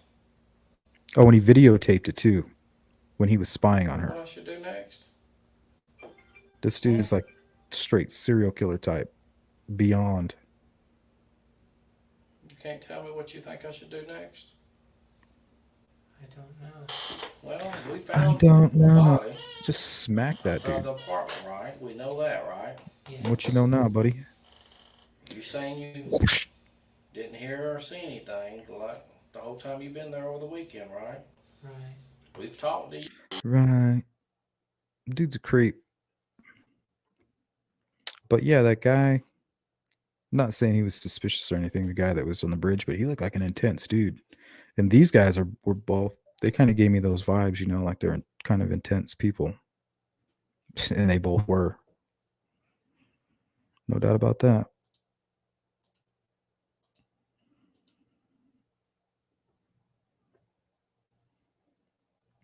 All right, now we're going to look into, I believe it's called Trail Safety Task Force. It was put together right after the murders. This one's going to be a little long-winded, so buckle up.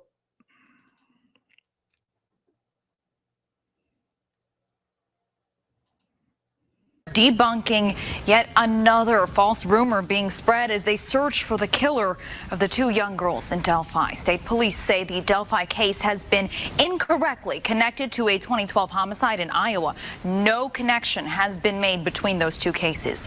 Meanwhile, the reward for the information is now up to more than $224,000 tonight after last night's pizza fundraiser.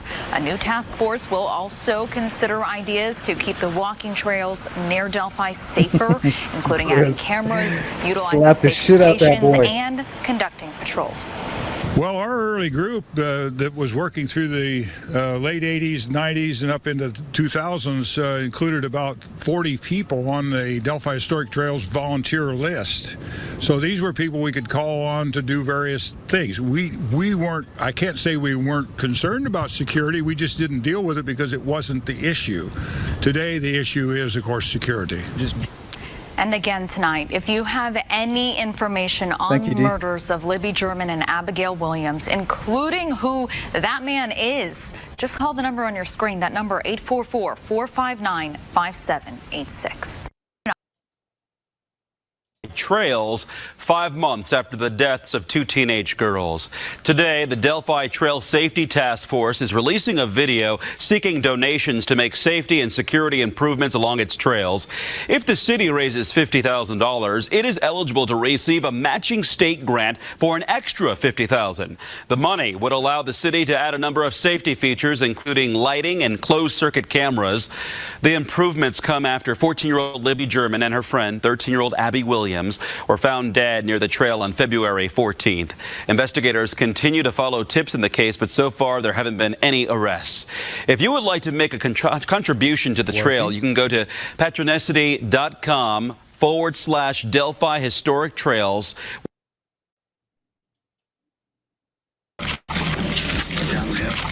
More than 3 weeks now into the search for a killer in Delphi. Tonight, this man remains the main suspect. And those words, a second clue into who he is.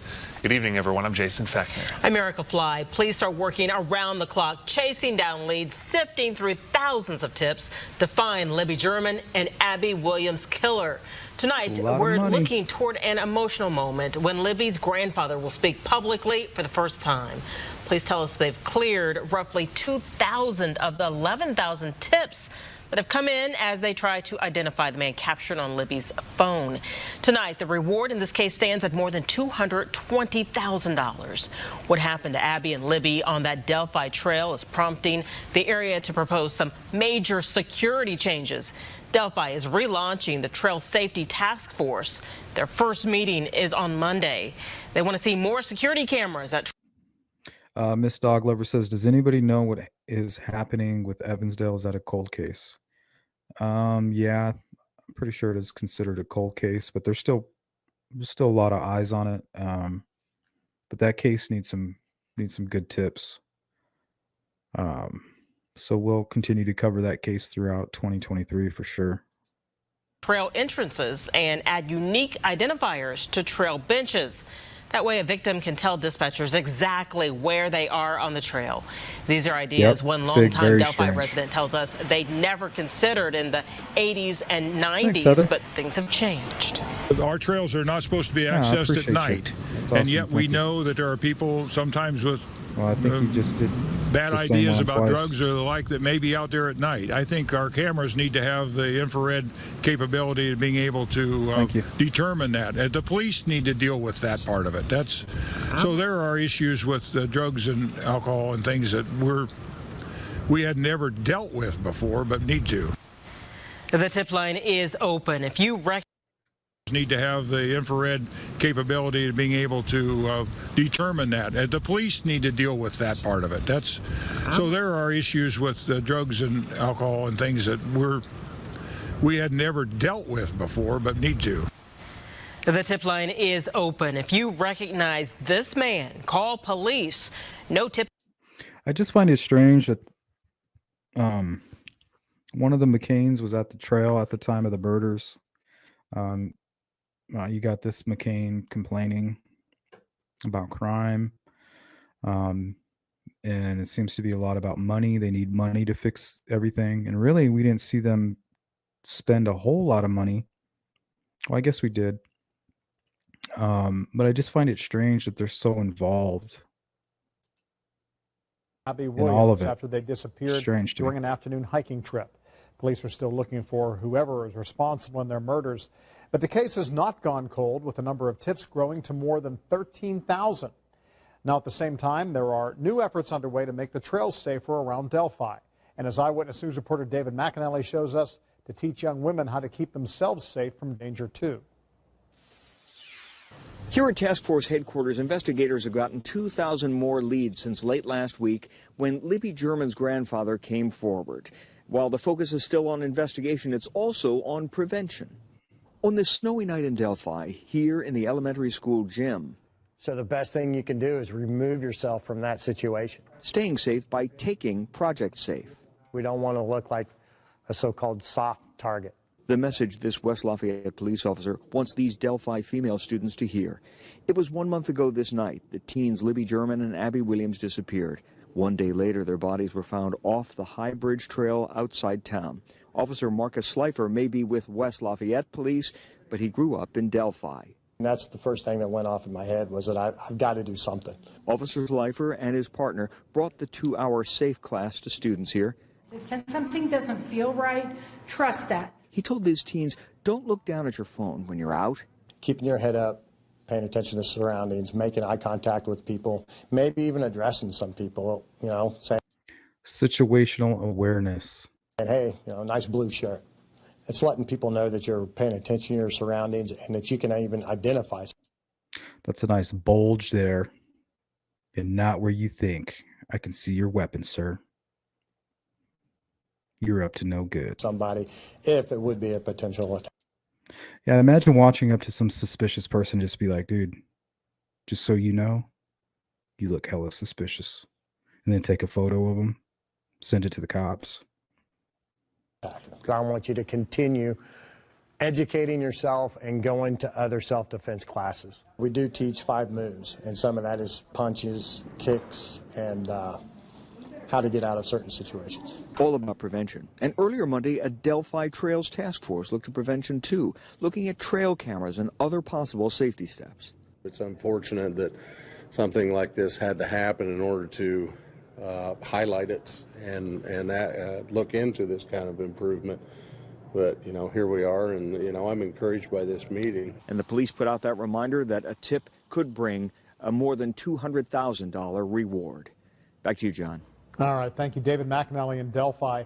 Now, the Trail Safety Task Force has another meeting set for next Monday to push forward what it calls a long-term study. During that meeting, they plan to discuss their ideas for paying for some of the improvements. Organizers are hoping some of that money will come from donations from people in and around the area. Now, if you know anything that could help solve the murders of Libby and Abby, police still want to hear from you. You can call the tip line anonymously. We put up this number every day to make sure that you know it's out there and it's still out there. The number is 844. Is that the same number? Yep, 459-5786. 844-459-5786. Or Abby and Libby Tip at cacoshrf.com. You can see it right above my head here. Community feel together and feel safe and feel secure. And so partnership with them has been something that I take great pride in, being a community member growing up here in Delphi. So each entity that you see has played a hand in that. And so first and foremost, I want to thank NIPSCO. They have been a contributor in this campaign. I also like to thank Randy Price, Carol White REMC for their contributions for making this vision possible for us. Annette Russell and Security Federal Savings Bank, they've been with me since the beginning and kind of helped consult us on our needs and what we were looking for safety for a community. Also like to thank North Central Health Services. They also contributed. They see a need and they didn't hesitate. Lieutenant Governor's Office, Governor Holcomb, they understand the circumstances that our community has faced, but we refuse to live in that circumstance and live in a vision. So without everybody's help that I mentioned, plus many that I haven't, we greatly appreciate it, and this community is going to see something hopefully that generations after me will be a part of. And so I'm going to go ahead and give a grand total with the contributions with IHCDA, and then we'll move on to Mayor Evans. We have a total of $176,258 for the Trail Task Force, and that includes the $50,000 matching grant that we're receiving today from IHCDA. Just absolutely tremendous. And so thank you so much, and without further ado, Mayor Evans.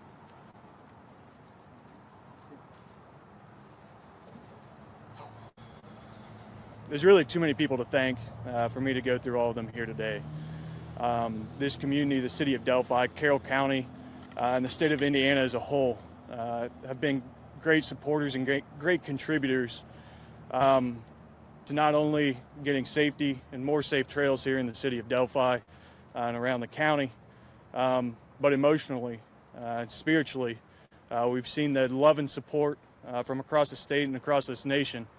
And I can't be prouder to be a Hoosier, to live in Carroll County, and to reside in the city of Delphi. It's been an amazing experience to see good trump evil. And I thank all our partners here today and those that couldn't make it. I'm just thankful that we can experience this good here today. Give it back over to Director Adams here.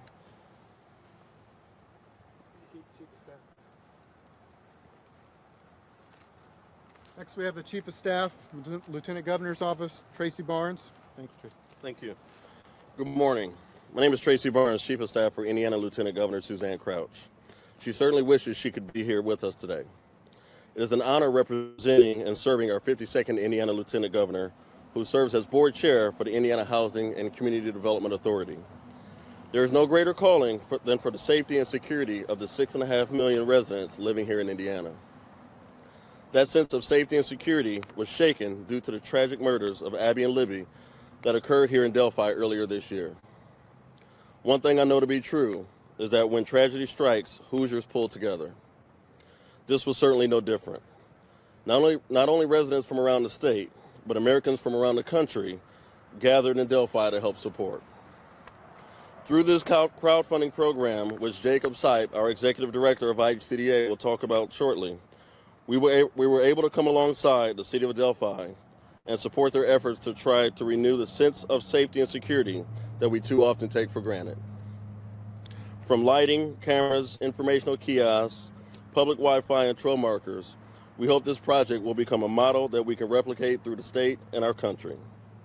I would like to close by commending the local leadership led by Mayor Shane Evans, Carroll County Wabash, and Erie Canal Inc. for leading this campaign, community organizations, and residents for their continued resiliency through this painful journey. We are honored at the privilege of supporting your efforts to make the trail safer for residents and visitors of Delphi. Thank you.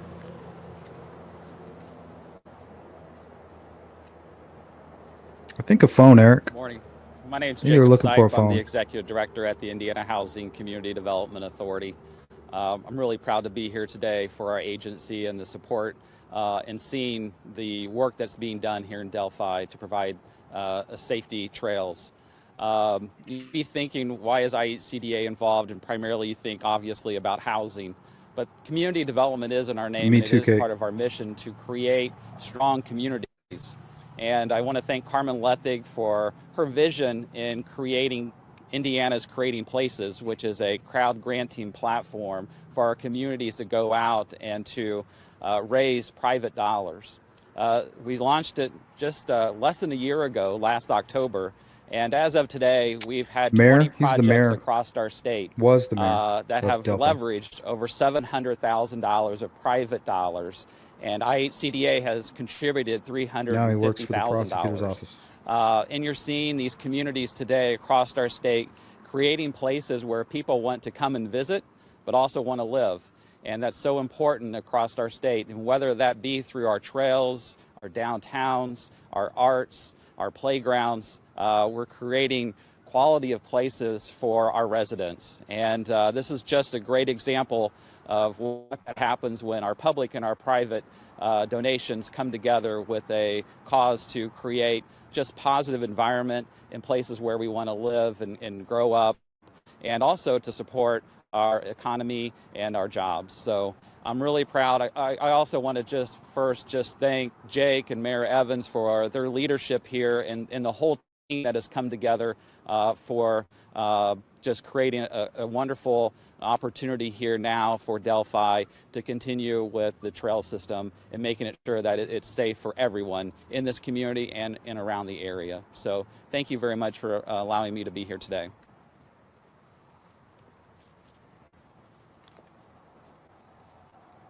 Before I open up for questions, I do want to give a huge thank you to the Carroll County Community Foundation. Their pinpoint thoughts on creating an endowment fund for these trails is something that we're going to move forward with. These funds will be fully funded through an endowment fund, That means no burden will be shared, or very little burden will be shared on the individuals that receive these systems. We want to make sure that the sustainability for the trails is long term. So thank you. Are there any questions? Talk a little bit about Yeah. how the money is going to be used and when, how quickly will we see funds start being put in place? Good question. Our goal is within 1 year to have a complete setup and installation. I guess the conspiracy question is this. Would they have gotten all this money if those girls weren't murdered there? I guess is the question. Starting next week, essentially. I think so. So we've already got a Eventually. lot of it in place. The trail markers have already been developed. And so we have a plan in place to first and foremost get the trail markers out, and then a full completion within 365 days. What are the other things that will be added? Ideally, what we want to do is a lighting. The committee has looked at lighting as being a priority for any of these trail entry points. The trails do close at night. However, entry and exit from the trails, I think, is vital. And so lighting has been a priority for these 5 entry points. Hope that answers your question. Yeah, so cameras is going to be a secondary layer to that. Basically, once we figure out what kind of lighting we have, the cameras will be installed at the trail entry points. And so basically, we want to mirror and have an up-to-date, state-of-the-art security system for those areas, so there's no doubt at all that you're in a safe environment. How will these cameras be monitored? That's a good question. So the areas that'll be monitored, all 5 areas that will have cameras are going to be monitored They have a by map closed online. circuit. So essentially, So we know we're, right there at that part near the, just after you cross the Freedom Bridge. That's one of the camera locations. Somewhere near Riley Park is another one. But yeah, they have a map online if you want to look it up. Trail Safety Task Force, and then look up images, and then that'll pop up. I meant to grab it for you guys, but it looks like I don't have it here. if we have Wi-Fi in those locations, officials can view those cameras within that circuit. If they don't have Wi-Fi, they'll be basically for review. So we'd pull that data, extract that data if there was evidence to do that, and they would be able to view it. So depending on the connectivity that we have in the areas, I think if he they spoke, are Wi-Fi, though. they will be connected to This the guy's network. not Shane Evans, but I think he just spoke. There will not be a Yeah. 24-hour monitoring. I think they no. left his name up there. How long of a stretch are we talking about? How many miles? Any idea? Over 10. But what we've done is we've consolidated these security points into 5 Right. specific areas. Somebody's I think slacking. it would be unreasonable Come to on, extend security WTHR. measures within 10 miles of trails. Who's back there? 1, because of obviously funding, and 2, we don't want to escape the natural J80. presence that these trails provide for the individuals that walk on them. So we don't want to be intrusive. We just want them to feel safe. Do you have the money to do everything you're planning right now? Have you seen? We have the money to do what we have planned. Yes, ma'am. They're like, don't say that. Throughout the remainder of the Yeah, so what I mentioned previously. Okay, so this must be Shane Evans' stunt double. I just realized that. Previously was that we've partnered with the Carroll County Community Foundation. A portion of the funds will be moved into an endowment fund. And so essentially every year when that endowment rolls over, any entity that has ties to this security, to these enhancements, will be able to draw from those funds yearly. And so that takes the burden off the local taxpayer. Mark? That takes the What's burden going off on? the entities that are controlling them. And that was something we set up initially so that we didn't have to worry about that in the long run. What question's that? What about emergency Tina, call boxes that you sometimes see on campuses? do you have a question? Things like that. I haven't seen it. Is that something you consider? They're not in the original, and they're not in the initial plan, but they're certainly something we've looked at. And pending on funding, if we get to the point where we can Tentacles. actually have a communication box, a great word. that is not off the table by no means. Doug Carter likes to use it. Good. All right.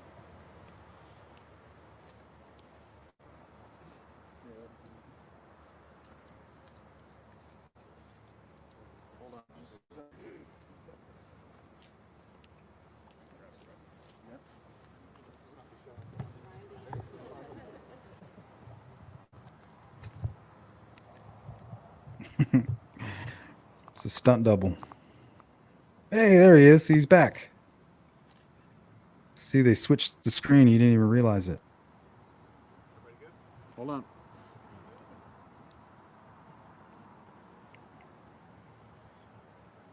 It's Hollywood for you.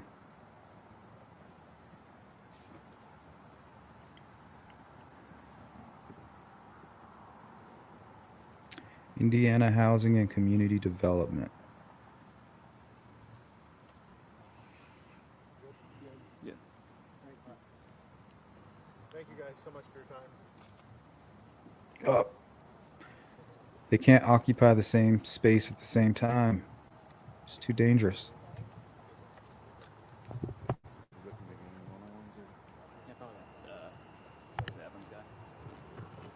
Well, that's a hot mic. What did he say?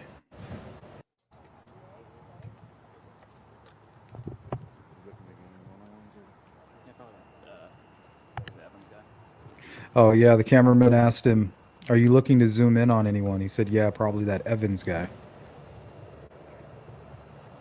Let's see if he follows his instructions. No. All right. And we only have a short couple videos. We're already kind of at the max time that I was looking for tonight, but we're going to finish out what I had for you. So we'll probably do another 30 minutes hanging out because there's a few things I want to show you. So I'll kind of blow through these real quick. But I will stop. If you guys have anything to add on the Delphi Trail Safety Task Force. Well, technically it's the Carroll County.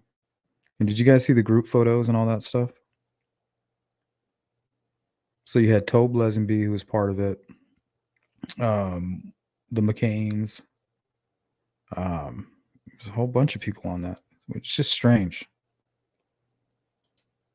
Police teams. But the investigators on the Computer Crimes Against Children Task Force say they are in dire need of funding. The team has been a major player in thousands of Indiana investigations each year. Some of their big takedowns were Jared Fogle and park tutor coach Kyle Cox. But they don't just do child pornography. They played a big role in the investigation into the Brian kill threats in Plainfield and the 2 teens murdered in Delphi. The units have depended on grant money from the Department of Justice. Right now, they get about $300,000 total. It's mostly from grants, and state police pick up the rest. It doesn't go very far for any of us. It's because technology is constantly changing, and the number of tips coming in has skyrocketed at a staggering rate over the past 11 years. Last year alone, they received more than 2,100 leads. Senator Michael Crider has proposed a funding bill in the State House proposing a $2 million fund for the task force. And that money isn't just for training, it's for the equipment and software to investigate the crimes. Technology is always changing for both the criminals and for our younger kids. They adapt very quickly, much Shout out to quicker than Darren adults. Odier. The challenge that we face as investigators is keeping up with that technology. The software that we use changes. The licensing that we need to perform the forensic examinations continues to change. What would happen without the funding? Investigators say it's already tough to get to all the cases. We can't get to as quickly as we'd like to before they're victimized even further. At the end of the day, those investigators say it's all about saving the victims. Our goal every day is to rescue kids. It's to catch monsters and to rescue kids. And that's why we do it, because there's nothing better than saving a child.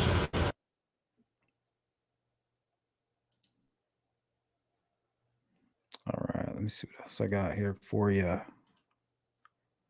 Told you he's going to be kind of scatterbrain. Organize, scatter.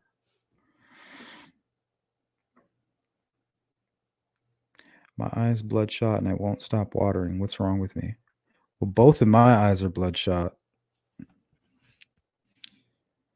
But I know what's wrong with me. Just too many bong grips.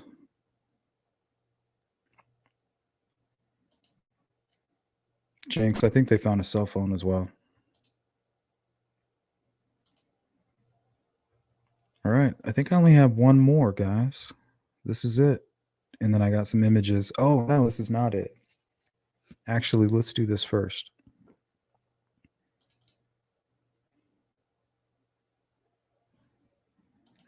Okay. So I've seen this image here from the beginning of the case, right? We've all seen this. And I never covered it, and I refused to because there was just no way to verify the information. But I found an article where they were claiming to verify this information. So I was like, and it was kind of interesting with what we know now. So take a look at this.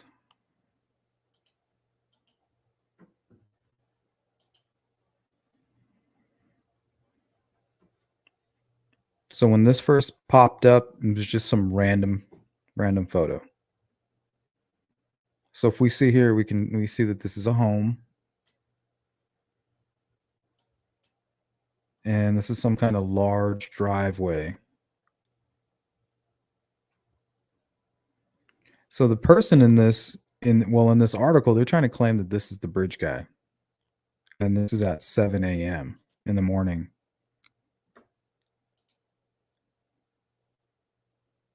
You guys remember this? So we have a couple different views here.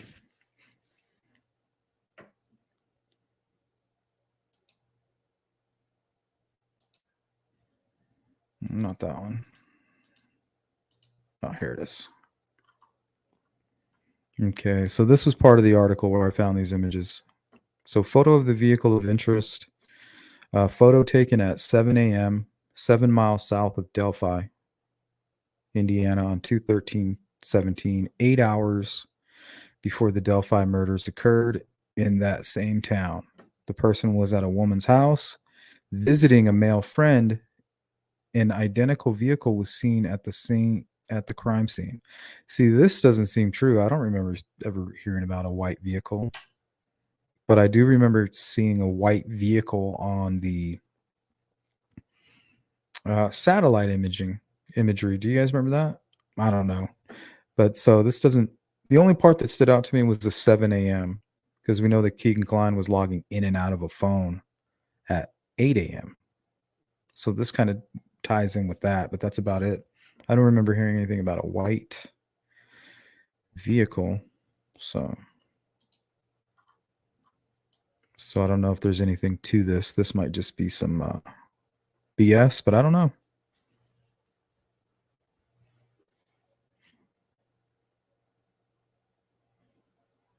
Definitely not Richard Allen. Too tall to be Richard Allen. So I'm thinking maybe just another guy in a blue coat. If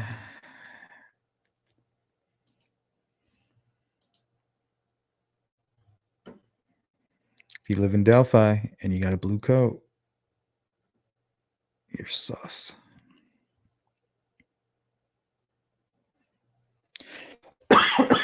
Excuse me. What else do I got here? Just a couple images. Here's a good one.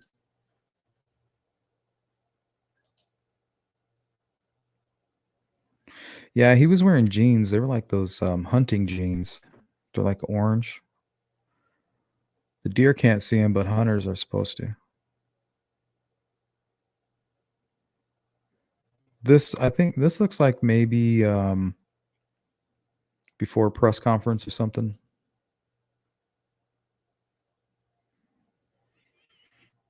Maybe the one where they went out to the trails. Was that 2018?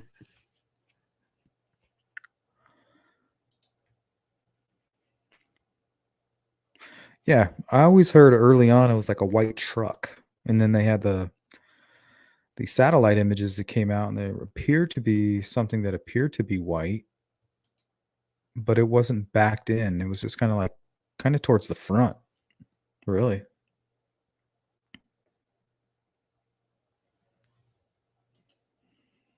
What else did I put together? Oh, okay. So we're gonna finish off with this, guys. Add a little bit more, but this is a good place to finish. So there's not a lot of footage or video of kind of like the search early on the 14th prior to The RTV6 footage and when the girls were found, I think around 12:17, 12:15. All you had was the RTV6 footage and then the stuff that J. Kyle Keener put out. All the photographs he took when he was out there on the bridge. At I think from like 9 to 11, from like 9 to 12. No, actually, it would have been 9 till after 12. Because he was taking photos of Tony Leggett across the creek, so that would have been probably closer to 1 o'clock, maybe even further. But this is from Jillian Deem. She posted this. These are the searchers.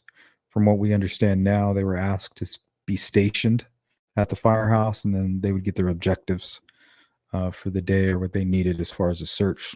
Becky Patty says they were doing grid searches. And I'm assuming they didn't think that they were out, by the bridge anymore, because according to Ron Logan, he had all kinds of people were walking back there. So I guess they're assuming that, they weren't there. But we know from this image here, this was at 8:20 a.m., February 14th, 2017. And I'm pretty sure I pulled the video and put it in slow motion. So hold on.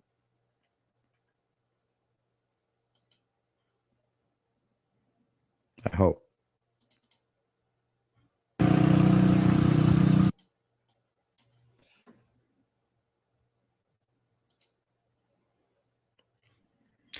Okay, so this is from Jillian Deem's Twitter, and I believe she's there reporting on the case at the time.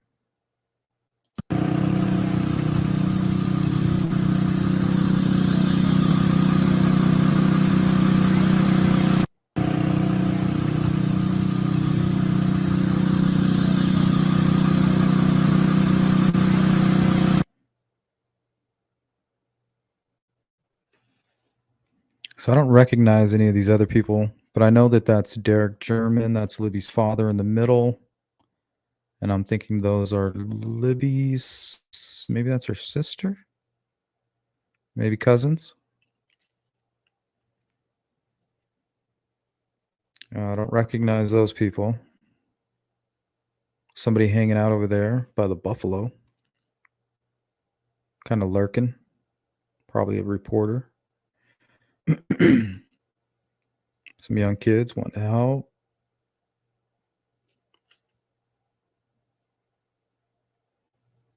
Yeah, so it looks like they're getting ready to load up certain groups and take them somewhere.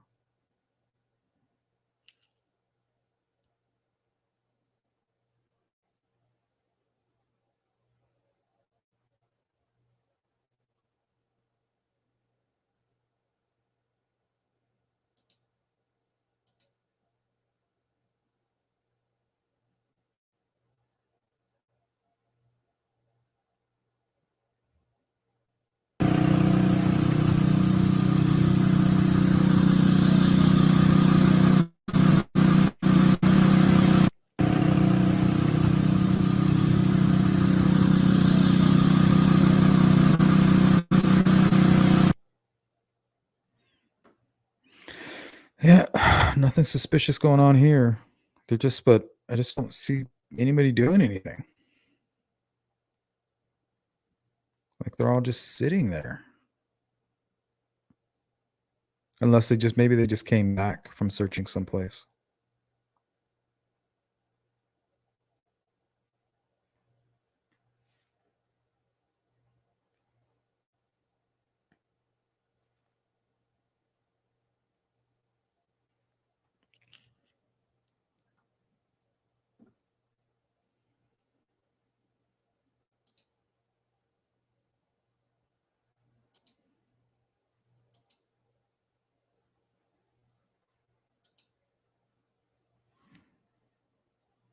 All right, guys, that's all the time I have tonight. If you're getting crazy on a Friday night, be safe.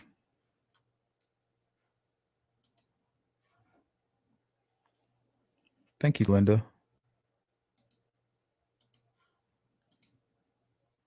Linda with the super sticker. Shout out to you, Linda.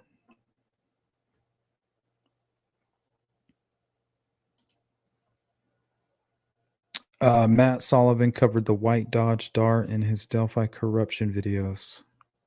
Yeah. Shout out to Matt Sullivan. Hope you're doing well, buddy. Thank you, Tina. Waiting for instructions. I think they were. So, I don't know. Maybe they're coming and going. Just a lot of people to be doing, like, just to be standing around. Especially one of the parents. But that was just a snippet. We have no clue what was really going on. That was literally like, what, 8 seconds, maybe?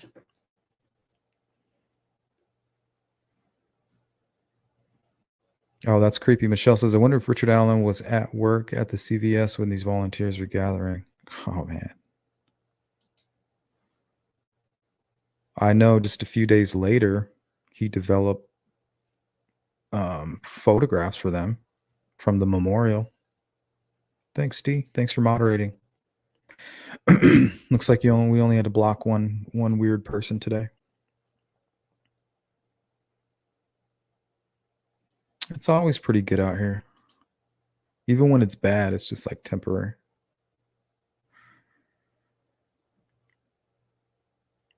I hope you get that all figured out, Miss Dog Lover. Positive energy. Thanks for hanging out, Olivia. All right, guys. We're going to close her out.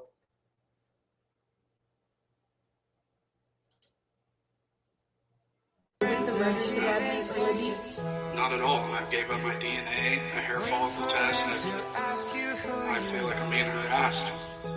Completely. Please don't make any sudden moves. You don't know the half of the abuse.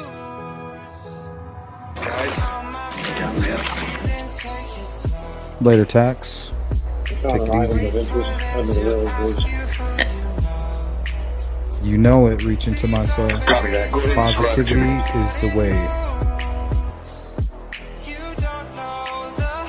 Yeah, it's got to be digital.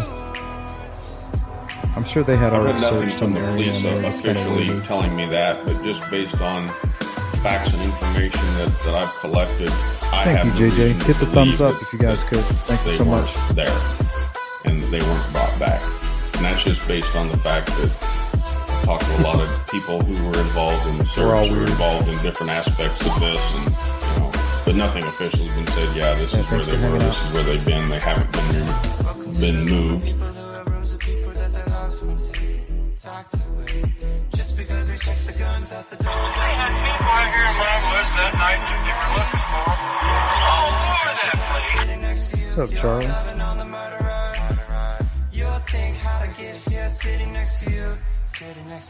Gabe, where's the word truck coming up? Gabe, where's the word truck coming up? Gabe, where's the word truck coming up? Gabe, where's the word truck coming up? Tell me about Anthony Shots. Why did you create that profile? I don't really know. I was just lonely, just talking to people. I don't know why I did it really. And were you ever trying to meet these girls in real life that you were talking to? No, never.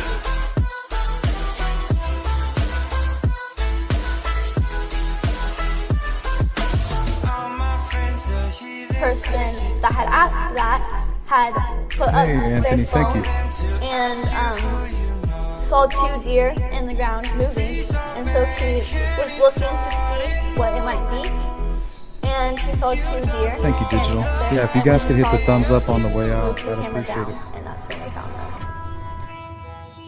Later, guys. Did you have anything to do